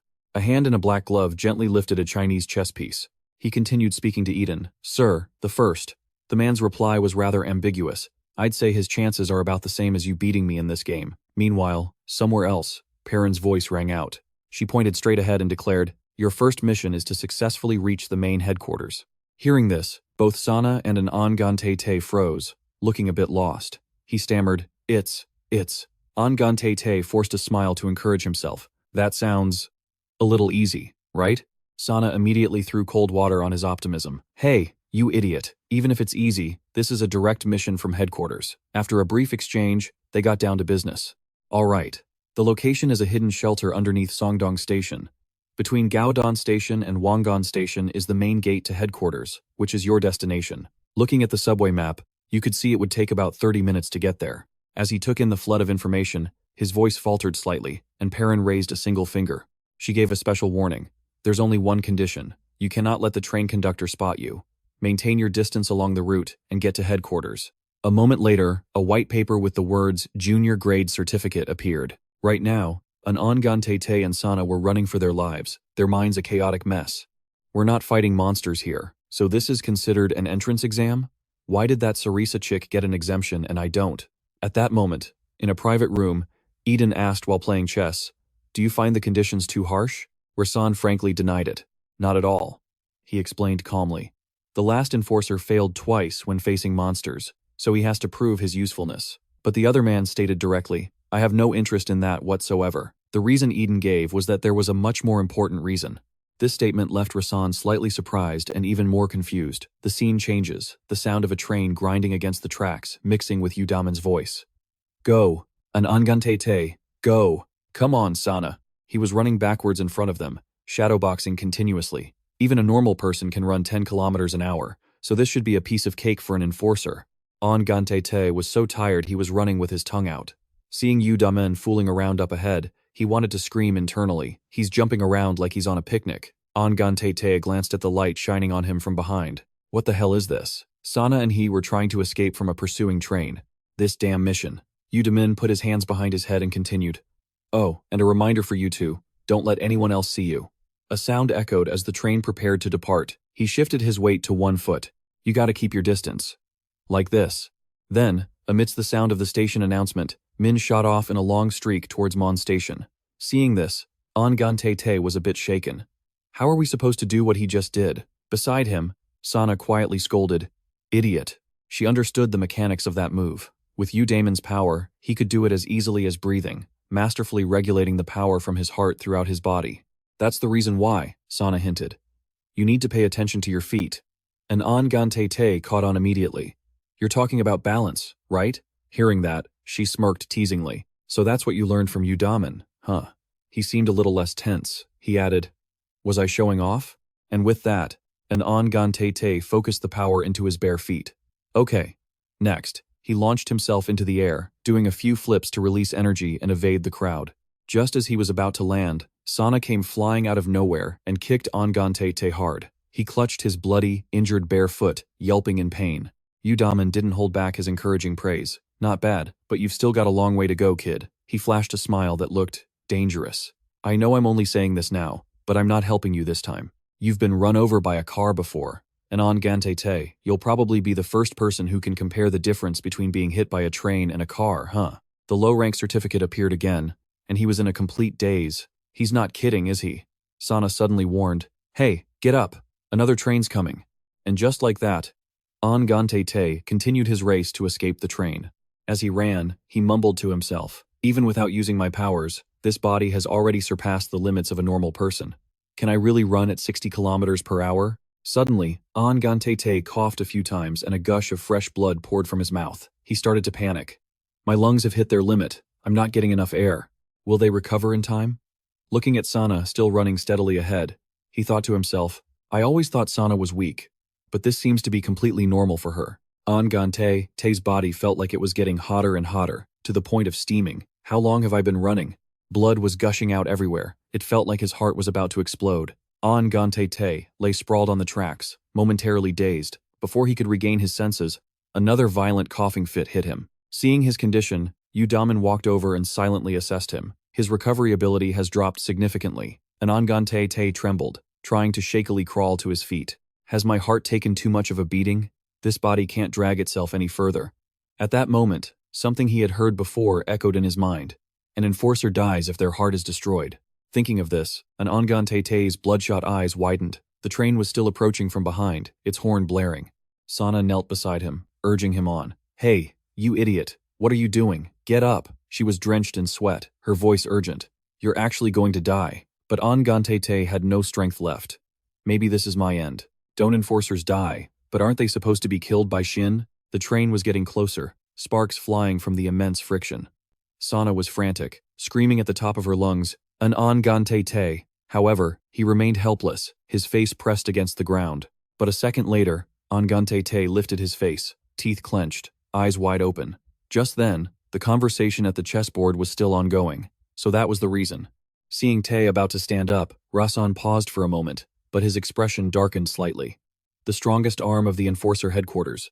Would Yu Damin really stand by and watch him die? Eden took a few steps, not worried in the slightest. He's a genius, and he's a very rational type of guy. He explained the reason for his reappearance after 50 years of silence and why he was hovering around Sana and the last Enforcer. His jade-green eyes glinted with speculation. He must have a reason for doing this.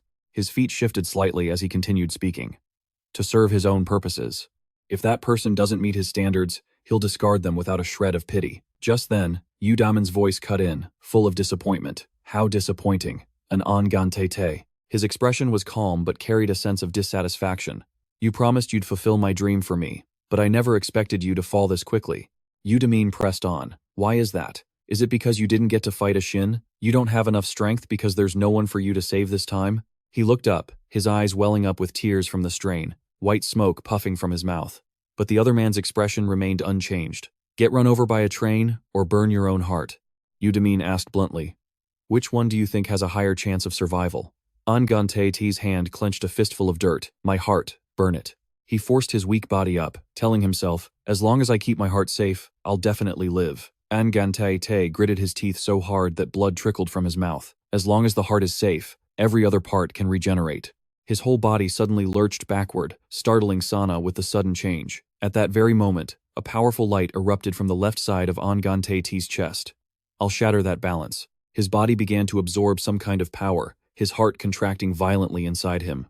Standing beside him, Sana could only frown and stare at this idiot. Suddenly, her eyes shot open in astonishment. It was because both of his arms had vanished. I can still run with just my legs. Only then did a satisfied smile curve Yu Damin's lips. Immediately after, he pulled both of them to the side, dodging the train. That was the right decision. The train sped past like a flash of lightning. He was the only one smiling. The other two had panic written all over their faces. Once the danger had passed, Damin let them go and then spoke. Pointing to a door, Yu Damin said, "Right there. We've arrived." Seeing his confused expression, he said, "Kid, you must have had a fun time, right? This is the exact midpoint between Seodamon Station and Wangwamon Station, and this is the entrance to the South Korean Enforcer Branch headquarters." Yu Damin added playfully, "I was actually thinking of kicking your ass if you couldn't make it." Hearing that, he could only raise his severed arms and laugh foolishly. Sana, lying calmly on the ground, chimed in, "An enforcer shouldn't be making such a stupid face," she muttered. "Idiot." Ahn Gan-tae immediately protested. "How was I supposed to know we were already here?" Gian immediately cut in, "Come on, we're not done yet. There's still this gate to deal with." He touched the door and asked, "Why don't you try opening this gate?" Of course, the gate can't be opened with normal strength. You have to focus everything into those two arms. He chuckled with delight. "How about it? Looks like you'll need both hands this time." Hearing that, tears streamed down the boy's face. This is hell. What a damn mission this is. Just then, a voice called out from a short distance away. The three of them turned their heads at the same time. Na-woo was standing at the edge of a door, waving at them. "Hey, I've been waiting for you guys for a while now. Hurry up and come over here." "That's just a forgotten exhaust vent." After they got inside, Ahn Gan-tae couldn't help but yell, "This girl." He struggled on Yu Damin's shoulder. "How could you play such a cruel joke? I thought I was about to fail." Sana glanced over, reminding him, "Stop being so childish." Na-woo led them on a tour. This was the headquarters of the Enforcer Branch, the place that has managed and directed the enforcers fighting sin for the past 2,000 years. Suddenly, Sana pointed in one direction and declared, "One day, I'll be the chairman of this place, so you'd better show it some respect." Ahn Gan-tae was helpless. "Are you being serious?" Na-woo gave a friendly smile. "Even after all this time, there are only 144 enforcers here. The rest are ordinary people. They're support staff for the enforcers." She reconfirmed his identity. "Your name is Ahn Gan-tae, right?" He replied, "Yes." Ahn Gan-tae for health, and Tae for greatness. She suddenly announced something. Right now, the title of The Last Enforcer is being talked about a lot in the headquarters. Among all the enforcers, you're the youngest. However, this left him quite confused. So Sana here went to the same school as me, but Sana just let out a soft scoff and a slight smile. Seeing this, Ahn Gan-tae grew even more curious. A moment later, Na-woo led them to a stop in front of a large wooden door. "We're here. All the generals are waiting inside."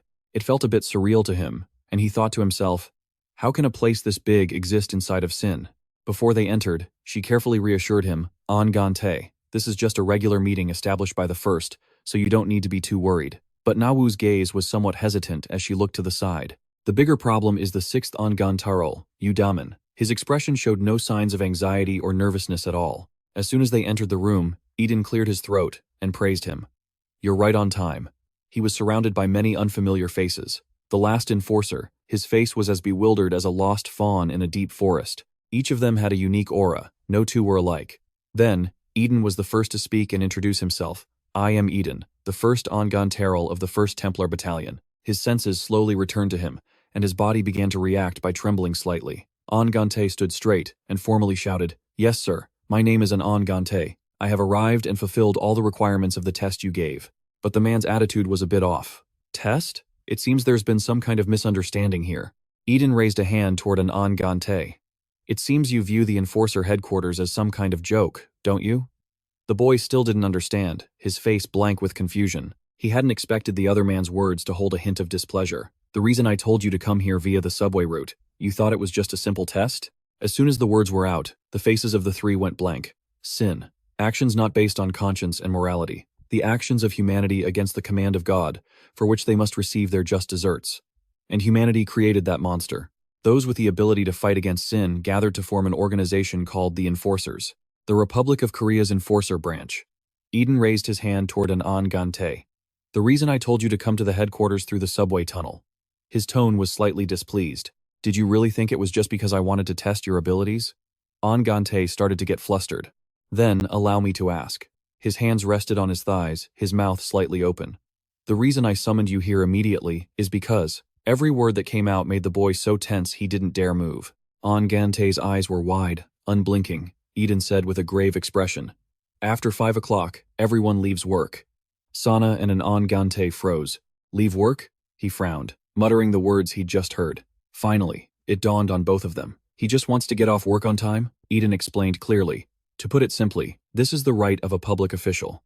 A rookie like you is not allowed to break that rule. We have 30 minutes, so let's get started right away. Next, he called out to Rasan. He quickly responded, "Yes, sir." Rasan then began to recount the events. First, immediately after his revival 2 days ago, Ahn Gan-tae dealt with an assassination, sin. Sana witnessed everything, but she did not report it, correct? Hearing this, the boy turned back in surprise and asked, "Huh? You really didn't report it?" She explained calmly. "In my eyes, this guy was too weak. I didn't think he would be of any use to the headquarters." Eden immediately caught onto the key phrase, "You thought so?" Sana didn't hesitate, stepping forward confidently to state her case. "Yes, that's right. But after what I've witnessed in the past 2 days." Sarisa's words came back to her. "Don't judge a book by its cover. Don't you know that's a bad habit you need to break?" Sana seriously stated her perspective. He is indeed immature and weak, but he becomes significantly stronger when he's rescuing others, unlike all the other strong people here. The entire room, seated on their tiers, suddenly fell silent. She continued her presentation. "I admit that my initial judgment was mistaken. I will accept any punishment for it." Standing to the side, Ahn Gan-tae listened and exclaimed with excitement, "So Sana." Eden was silent, his gaze deep as he looked at Sana. "Truly the successor of the traitor, Gidan. Your way of thinking is indeed very different." The boy also carefully mulled it over. "A traitor? Is there really a traitor in the ranks of the enforcers? Well, whatever." He tilted his head back, his voice casual. "It's not worth discussing any further. What's the point in punishing you and cutting our manpower?" At this point, Ahn Gan-tae suddenly felt a bit queasy, looking at the others. What is this? Are these people really true enforcers? This is so different from what I imagined. Ahn Gan-tae's expression wasn't good. A bold thought popped into his head. This was more like their stable source of income. At the same time, Rasan announced, "It's almost time to leave work, so we'll resolve this business quickly." He approached the boy, the last enforcer. "And Ahn Gan-tae?" He replied, "Yes." Rasan made it clear from the start. "To be honest, you don't have any other choice.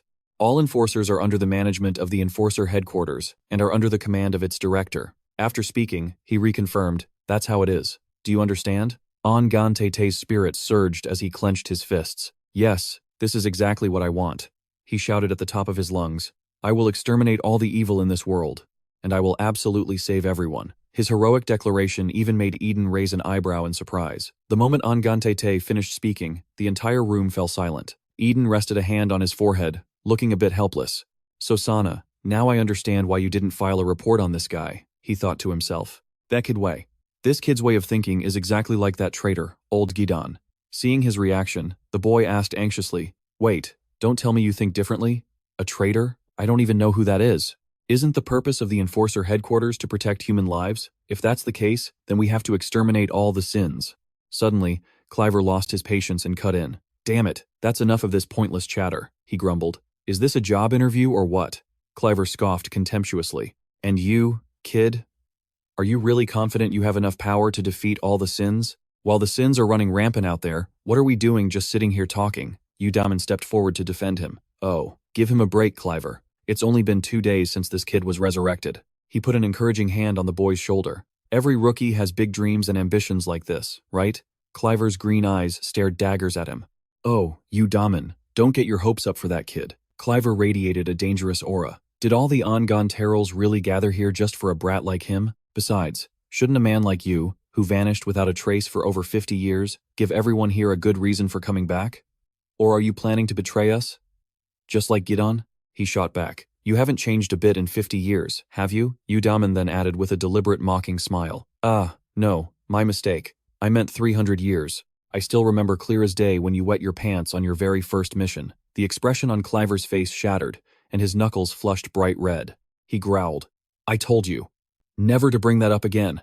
And with that, he unleashed a furious gale directly at Damin. Instantly, he leaped and flipped high into the air, countering the attack with a few spinning kicks. Seeing the diagonal flashes of light erupt, Ahn Gan-tae was stunned. Incredible. Rasan calmly assessed the situation. "A counter move?" Cliver roared, but then his attitude suddenly shifted. He asked carefully, "Lord First, I know it's not permitted, but I will be using my full power as the second in command. Please do not stop me." With that, he charged at Damin. "I've got to wipe that memory from this guy's head for good." Hootboat, watching from the sidelines, was only interested in the gossip. "Hey, is that story about Cliver wetting his pants for real?" Winston thought to himself. "I don't think anyone knew about that until today." As if things weren't chaotic enough, Hootboat added a few chuckles. How embarrassing. Even as Cliver charged at him, Damin taunted, "Don't be so childish." Cliver gritted his teeth, his jaw tightening, but he was immediately met with a kick straight to the chin. "You asked for this." Cliver was sent flying high into the air. Spinning several times in midair, Cliver coughed up blood, his eyes rolling back, when suddenly he seemed to realize something. By then, Yu Damin was already right behind him, a smile on his face. Isn't the 7th Battalion supposed to be more action, less talk?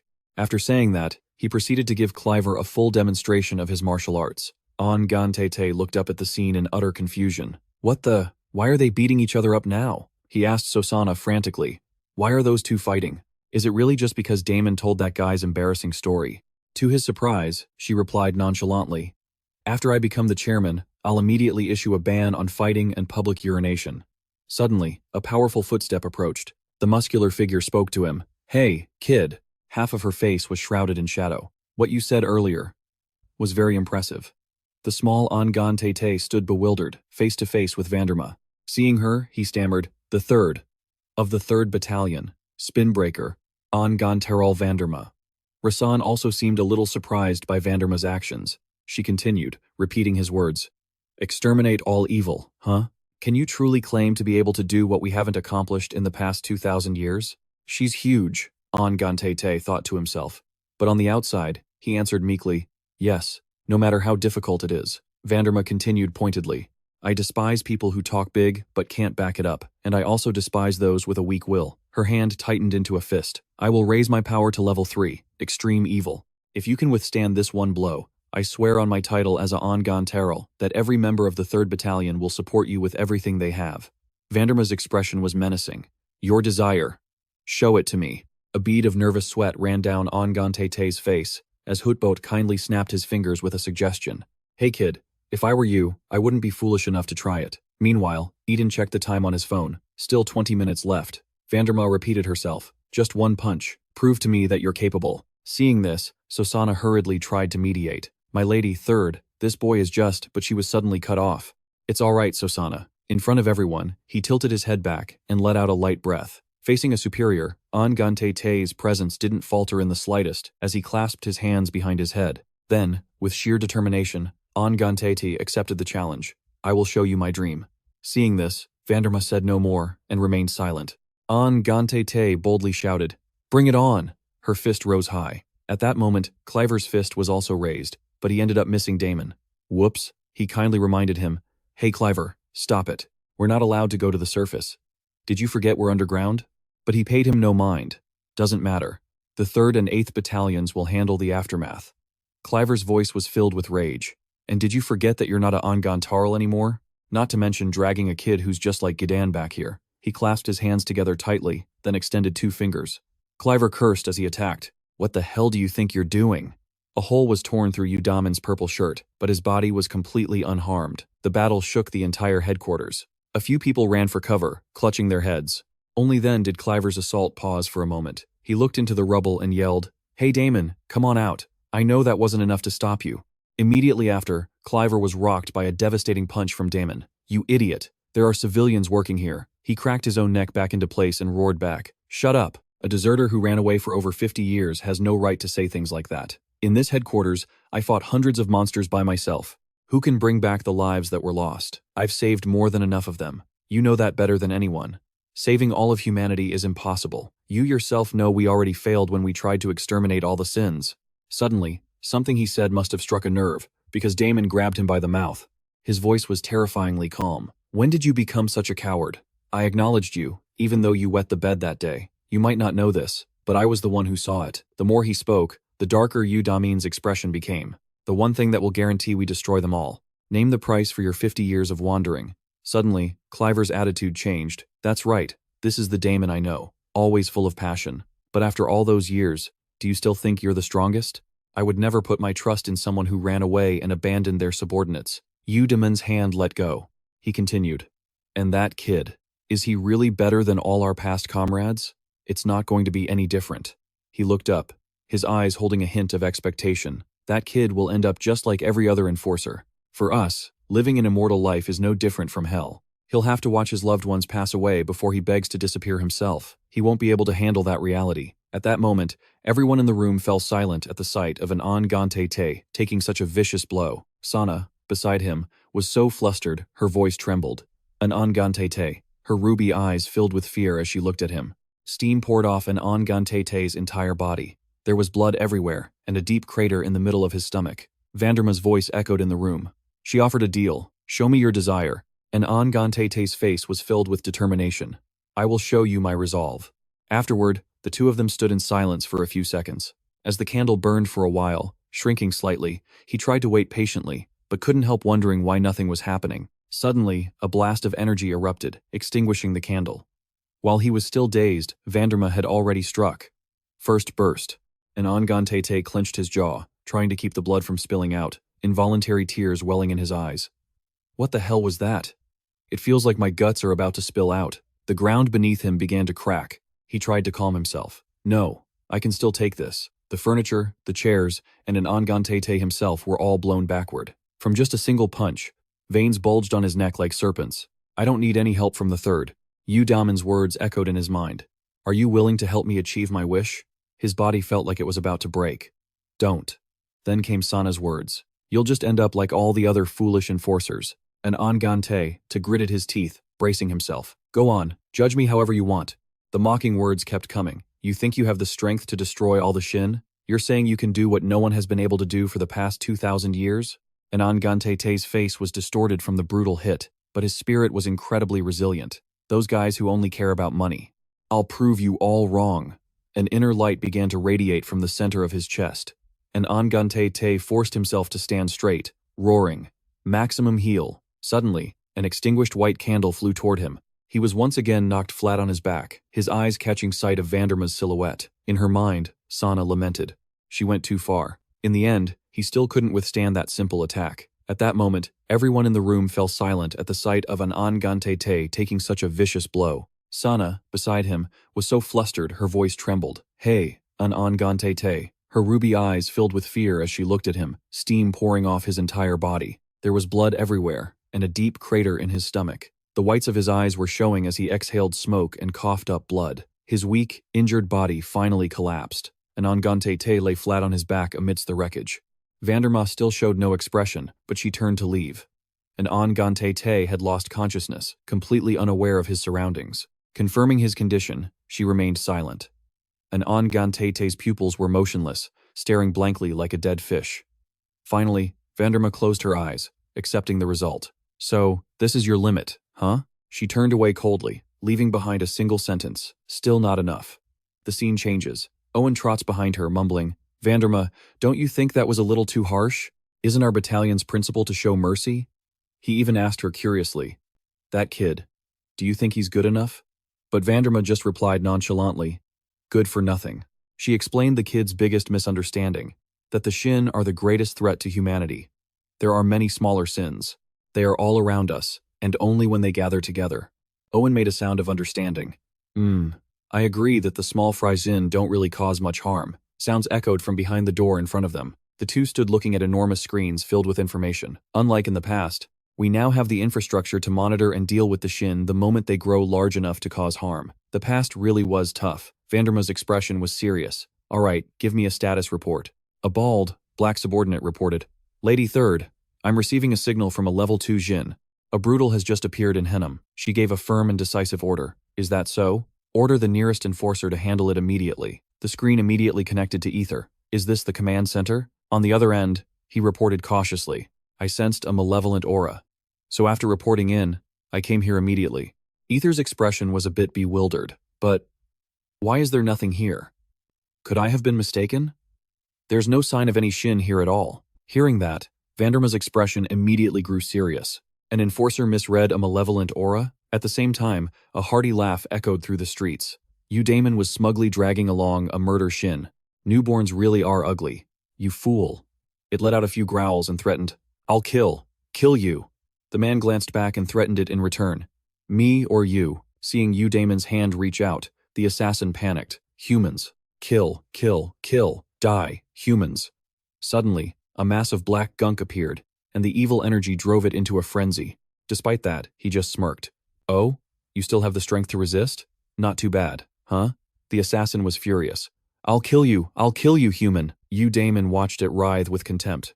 I'll let you tag along. At least you have some use and aren't completely worthless, even if you are butt ugly. He asked it again. You're a murder shin, aren't you? It snorted out smoke and humiliation from his taunts. I'm starting to like you. Yu Damin bared his teeth in a wide grin. But I really hate ugly things. Suddenly, he dropped to both knees on the ground in front of it. All right. Yu Damin looked at the murder shin with a crazed glint in his eyes. Become my soldier. He seemed to have gone completely mad, cradling his own face as he uttered twisted words. And, love me. Instead of playing with these weak humans, I'll find you far more worthy prey. Kill. Kill. Scene change. An Ahn Gan-tae groggily heard someone calling his name. An Ahn Gan-tae. An Ahn Gan-tae. The voice grew louder, startling him awake. An Ahn Gan-tae. Cloud's smiling face appeared. Ahn Gan-tae sat up, shrinking back in surprise. A clown. The figure introduced himself. I am the doctor of the 5th Battalion. He recounted what happened. You died twice on a mission in a single day. How pathetic. Eden impatiently checked the time. You've wasted 10 whole minutes of our time, he said bluntly. Looks like the 3rd has lost interest in you. Before Ahn Gan-tae could even process it, he heard the terrible news, his back slumping in defeat. So I couldn't handle it after all, Stella said, dejected. In the end, was he just some loud-mouthed kid? The 8th sighed as well. What a bore. Why would Yu Damin be interested in a kid like that? Suddenly, he snapped his fingers as if he had an idea. Hey, first, you should take this guy in. The 8th teased him. Aren't you a collector of executioner weapons? This kid has one in the shape of an axe. E's expression was displeased. Shut up, 8th, he retorted coldly. Taking in the disciple of that traitor is more than enough for my battalion. Hearing this, Stella chimed in. As the 4th, I won't accept that brat either. Ligia agreed. I'm with the 4th on this. Lucas wasn't enthusiastic either. It doesn't seem like the kid has any real talent or dedication. The 2nd Battalion will pass as well. When it was his turn, E raised an eyebrow. Standing before the last executioner, he looked directly at the boy and asked, Have you realized the reality of your situation yet? And Ahn Gan-tae was surrounded by their rejection and the man's heavy, weary sigh. Not a single one of us needs you. The boy pouted, his face crestfallen. Lucas then spoke up to offer his analysis. For all executioners, the chairman's policy is a chain that binds us. Because it is a promise made to the South Korean government, a promise to keep the secret of the XIN away from human society. Lucas asked calmly, An Ahn Gan-tae, you're the one who said you would exterminate the XIN and save humanity, correct? His emotions were in turmoil at that moment. Yes, I just want to know. Ahn Gan-tae boldly challenged them. Why? Why are all of you, who are so much stronger than me, standing right here? Why aren't you prioritizing saving other people? Isn't that our mission? But the man just pointed a finger straight at him, and coldly shot back. And what do you get after you do that? This time, an Ahn Gan-tae was completely stunned. Lucas continued to explain, Let's just say we managed to wipe out all the XIN. But I don't believe that murderers will ever disappear for good. So what then? Are we supposed to use our executioner weapons to kill those murderers too? Hearing this, something inside the boy began to waver. Still, Lucas continued. How long do you think this war has been going on? We executioners are beings who exist as a consequence. He walked down from the platform, continuing to speak to the boy. Lucas's tone and demeanor were so rational they were chilling. To strive. To persevere. For a society where people know nothing about the XIN. That is our duty. We are the ones who keep the secret of the XIN from ever being exposed. In the end, Ahn Gan-tae, there's nothing you can do. Ahn Gan-tae's face looked like it was about to break into tears, his hands hanging limp at his sides. So, I guess I can't convince them with words, huh? At that moment, Rasan spoke up to state the conclusion. According to the majority opinion of the commanders, no one will be accepting Ahn Gan-tae into their battalion. He looked up. What about the battalions that haven't voted yet? The 5th and 6th battalions? Suddenly, an unexpected voice cut in. No. Yu Damin smashed straight down through the ceiling. The whiny kid, Ahn Gan-tae, and the disciple of Gidan Sosana. His feet hit the ground with a thud. Yu Damin had also brought a heavily injured Cliver with him, and he declared confidently, These two are mine. Seeing him, an Ahn Gan-tae cried out in joy, Mr. Damin. Rasan's expression was grim as he took in the situation. Not only Cliver, but even a rank 2 executioner couldn't defeat Yu Damin. Seeing Yu Damin, Lucas also stepped forward to greet him. The most important person at this meeting has finally decided to speak. The former commander of the 6th, Yu Damin. From above, Eden heard this and immediately corrected him. Yours? There's nothing here that's yours. After leaving the way you did, you still have the nerve to come back here? Yu Damin just laughed it off, unconcerned. So what? Is there anyone here who can stop me? My good sir. He finished speaking lazily, then stood up to face his opponent directly. Eden squinted one eye and shot back. Are you trying to provoke me with that childish attitude? The eighth also grumbled, chiming in. And you plan on starting a fight after giving up your commander's seat? You're really going to pick a fight right here. Lucas watched with a profound gaze. Is that all you have to say, former sixth? He walked past everyone and continued. 2,000 years is a long time, isn't it? Yu Damin stepped up to the high platform. Because the Xin will never disappear, it doesn't matter how many people die. Is that why you've all become so lazy? His face remained calm, but it held a hint of caution. However, there is a way to end all of this. Yu Damin held out one hand, the other in his pocket, with an air of nonchalance. What if I told you I found a way to kick the Xin's ass right out of this world? After saying this, he broke into a wicked grin. That declaration left everyone utterly stunned. The scene changes to the city during the day. A rampaging Xin is discovered, and two swords materialize in someone's hands. Sana and Ahn Gan-tae, both in uniform, prepare to take it down. The time was 3 days after that day, flashing back to the burning church, where Sana clutched her heavily injured shoulder amidst a sea of flames. The moment she saw Gidan's back, she couldn't help but call out, Master. After thinking long and hard about it, she still couldn't understand, and asked with a trembling voice, What the hell? Why? But he just said nonchalantly, Humanity, and even this world, just goes on and on without end. Even seeing his own disciple struggling with her wounds, Gidan remained resolute in his path. The executioners have lost their original purpose in this endless war. They've rotted from the inside, like dead trees. Not only that, he was so confident in his decision that he said something even more terrible. If that's the case, then I will become the wind that burns that tree and everything else to the ground. Gidan then pointed to a tree not far away and made her an offer.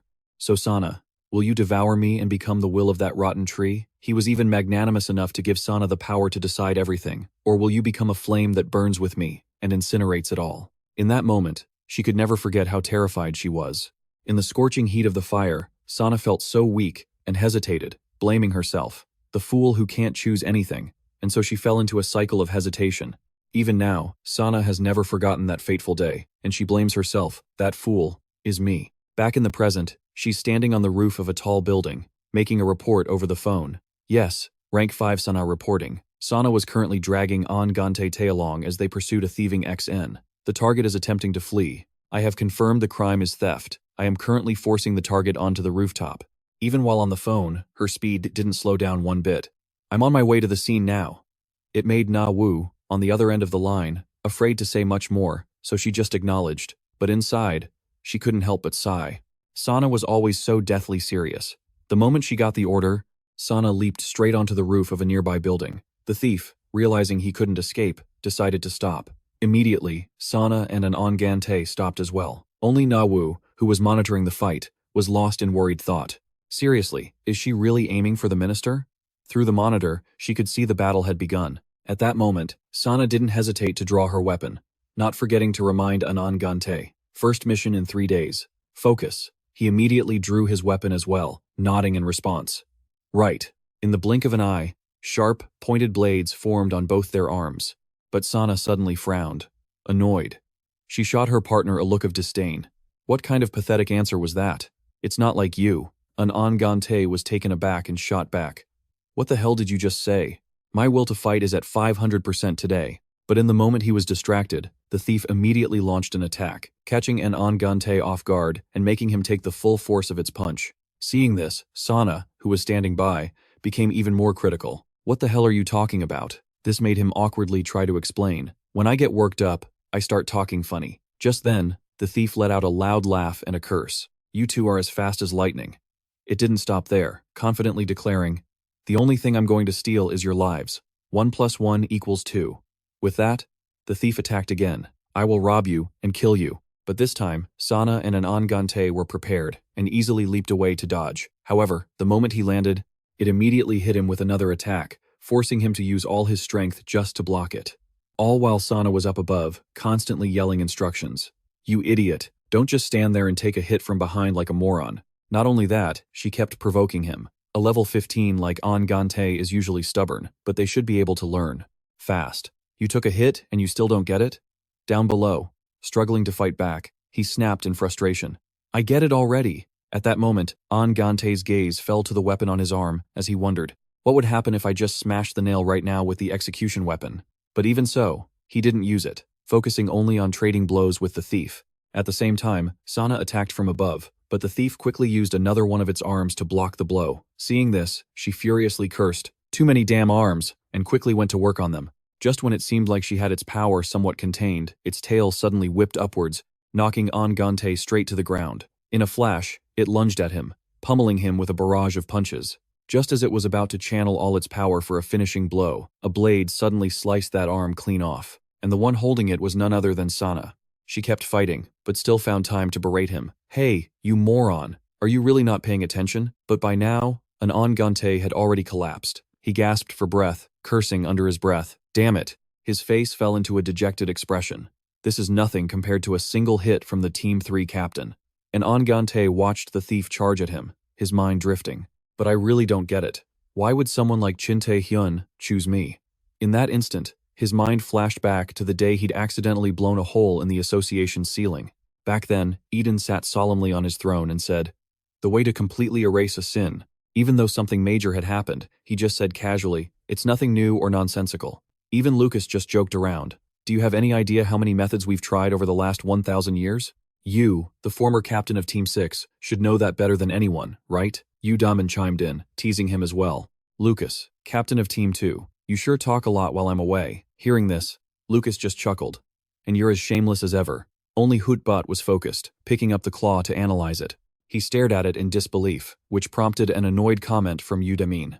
Whether it's nonsense or not is for that pervert in the mask to decide, but Hootbot simply held it gently, deep in thought, until suddenly, his eyes began to glow. Hootbot felt waves of pure black aura radiating from it and whispered, "Malice." And Ahn Gan-tae, confused, turned to Sana. "Hey, Sana, why is that thing?" But she acted as if it were perfectly normal, and led him on. "The sin is supposed to disappear completely when the nail is destroyed, right?" Even though he was curious, he still answered, "Yeah, they vanish without a trace." Only then did Sana nod, ready to answer his unspoken question. "My guess is, that thing." Meanwhile, Hootbot was ecstatic. "What in the world is this?" he yelled, rushing over to grab Eden. "Unbelievable! Captain of Team 1, I have never seen anything like this. There shouldn't be any physical matter capable of containing pure malice." At that point, Lucas also understood. Is that right? So that's the nail of sin. He quickly turned to Yu Damin. "The fact that this nail didn't disappear, does that mean there are sins that can continue to exist even after they've been destroyed?" Yu Damin nodded in confirmation. "Exactly. When I shattered his nail, I was certain I'd won." But he just said calmly. He suddenly remembered the man's words, "I will not let all sin disappear." However, the thing that truly seared that day into Yu Damin's memory, forcing him to speak up, was, but the thing that shocked me even more, was the man standing with that sin. Gidan. The very existence of that man. The moment he finished speaking, Sana was the first to freeze in shock. Yu Damin and Eden were just as stunned as she was. Sana couldn't hold back anymore and rushed forward to confront him. "Yu Damin, what the hell is going on?" Only Hootbot was still holding the claw, laughing. "How interesting. This is absolutely fascinating." He even clapped with delight. "If that's the case, it means there's a group of sins working together with Gidan." Just then, Yu Damin suddenly swung his leg toward Eden, locking him in place as he demanded, "It's simple. Eden, establish Team 10. And give me full command. Then, my unit and I will crush them and completely purge every last sin from this world." But Eden didn't answer right away. He frowned, thinking it over carefully. After a moment, Eden shot back a question of his own. "And why should we play your little game of soldiers?" Hearing this, Yu Damin simply said, "A war is coming." He pointed down at the stoic Sana and continued, "Anyone will do. Those who are dissatisfied with the current system." Then he pointed to Ahn Gan-tae, "Or those who share my will. They will become Team 10. These words instantly plunged the hall into silence, but Eden just quietly watched the light streaming through the hole in the ceiling, then glanced at the second hand on his watch. When the clock struck 5 in the afternoon, he simply stood up, took off his coat, and announced that it was quitting time. And not one to keep everyone disappointed for long, Eden quickly added, "It's time to put a leash on the mad dog that just came back." He then stared at the cross emblem on his shirt and muttered, "In the end, nothing will change anyway." Then, Eden pointed at Sana and Ahn Gan-tae, declaring, "Squad 10 is now temporarily formed, but didn't forget to assign Hootbot. In exchange, Yu Damin will be interrogated by Squad 8. The meeting ended, leaving Sana and Ahn Gan-tae stunned as they watched the cleanup crews file into the hall. Only Yu Damin had gotten what he wanted. He grinned at the two dumbfounded individuals and called out, "Hey, Squad 10, to celebrate your founding, how about I give you a little mission before I go?" Then, Yu Damin quietly gave them their assignment. "Before I get back, you two better have erased 500 sins." The moment they heard this, the color drained from Sana and Ahn Gan-tae's faces. They almost screamed in unison in their minds. "We're Squad 10? Just as Yu Damin was about to be led away for interrogation, Ahn Gan-tae called out to him, but he didn't stop, only replying, What is it, senior?" However, after walking a bit further, he suddenly stopped and reached his arm back. He slowly gave them a thumbs up as a word of encouragement. Though he understood Yu Damin's gesture, Ahn Gan-tae was still filled with doubt. Dae-hyung said anyone with the will to fight would do. But he remembered the captain's rejections. "We don't need you." He doubted himself even more, wondering, can I really help Dae-hyung? But back in the present, Sana's angry shout snapped him out of it. "Hey, you idiot." She knew exactly what Ahn Gan-tae was thinking, but still snapped at him. "Are you trying to get yourself killed? Focus. Why are you spacing out?" Hearing her, he quickly shook off the memory of that day and slowly got to his feet. But seeing Ahn Gan-tae still frowning, Sana pushed, "Are you still hung up on what happened at headquarters? Just forget about it." This just made him shout back helplessly, I know, okay? But the first time I became an executor, I felt it in my gut that this was my calling. I came to headquarters to understand what it really means to be an executor. I thought I was strong, but it turns out I'm just garbage. And the ones who are actually strong, they don't have any will to fight. So why would Dae-hyung put me in Squad 10? I just don't get it. The more Ahn Gan-tae spoke, the more he lost faith in himself. Only Sana was still fighting the sin of theft. She relentlessly attacked it while yelling, "Shut up, you idiot." Ahn Gan-tae immediately clapped a hand over his mouth in fear. Sana then pointed at the creature before them. "Think about what's right in front of your face. What do you want? Me to coddle you?" Hearing that, he stammered, "And no, that's not it." Which made the sin of theft cry out in shock. "Hey, why are you yelling at me?" It then clutched the item in its hand even tighter, forcing Sana to land a solid hook on the sin of theft. "Let this guy go." Exploitation. Instantly, a stream of blue gas billowed out, making Ahn Gan-tae hold his breath and wonder, What is this gas? But this only made the sin of theft even angrier. It roared, "You've been running your mouth this whole time, just shut the hell up." It reached directly into its pocket, causing the gas to pour out even more violently. But Sana seemed fearless, continuing her relentless assault on the sin of theft. Ahn Gan-tae was so stunned he had to ask, "When did you get strong enough to fight a sin?" At that moment, Sana finally spoke her mind. "Was being strong the most important thing to you from the start? If it was, then so what if you're weaker than the squad captains? What's important is that while those other guys are just sitting on their asses, you're right here, fighting beside me.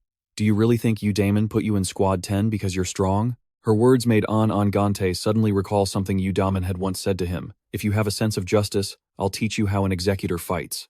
And so, he unconsciously replied, "It wasn't because of that." He remembered Yu Damin's offer. Instead, "Can you help me achieve my dream?" Realization dawned on him. "Thanks, Sana, you're right. This is no time to be worrying about stupid crap like that. I'm doing what I can. Right here, right now. That's all." But Sana gently cut him off to make her own declaration. "No. I'm doing even more than what I'm capable of.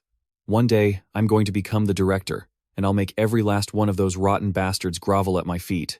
If you're just going to stand there hesitating, you might as well go home, you pathetic excuse for an executor." Her words were like a slap in the face, jolting him to his senses. Without a second of hesitation, he charged forward and landed a direct punch on the sin of theft's face, causing Sana to yell in a panic, "Hey, you lunatic, not you again." But then, she immediately jumped back into the fray herself. They fought until the sin of theft let out a blood-curdling scream as it was knocked clean off the building. Ahn Gan-tae had put all his strength into that blow, and the surprise attack left the sin of theft with no time to defend. It plummeted to the ground, creating a violent tremor upon impact. Sana quickly leaped into the air. By now, Ahn Gan-tae had landed solidly on his feet. He called out to her in a somber tone, "Sana." Then, Ahn Gan-tae asked seriously, "If you become the director, you can change the execution bureau, right?" Though she didn't fully understand, she still grunted in agreement. Sana was certain of one thing. Those idiots have all the power, but they can't do a damn thing. The only thing that gives them the right to walk all over me is an order from the director. Ahn Gan-tae jumped down, cutting her off.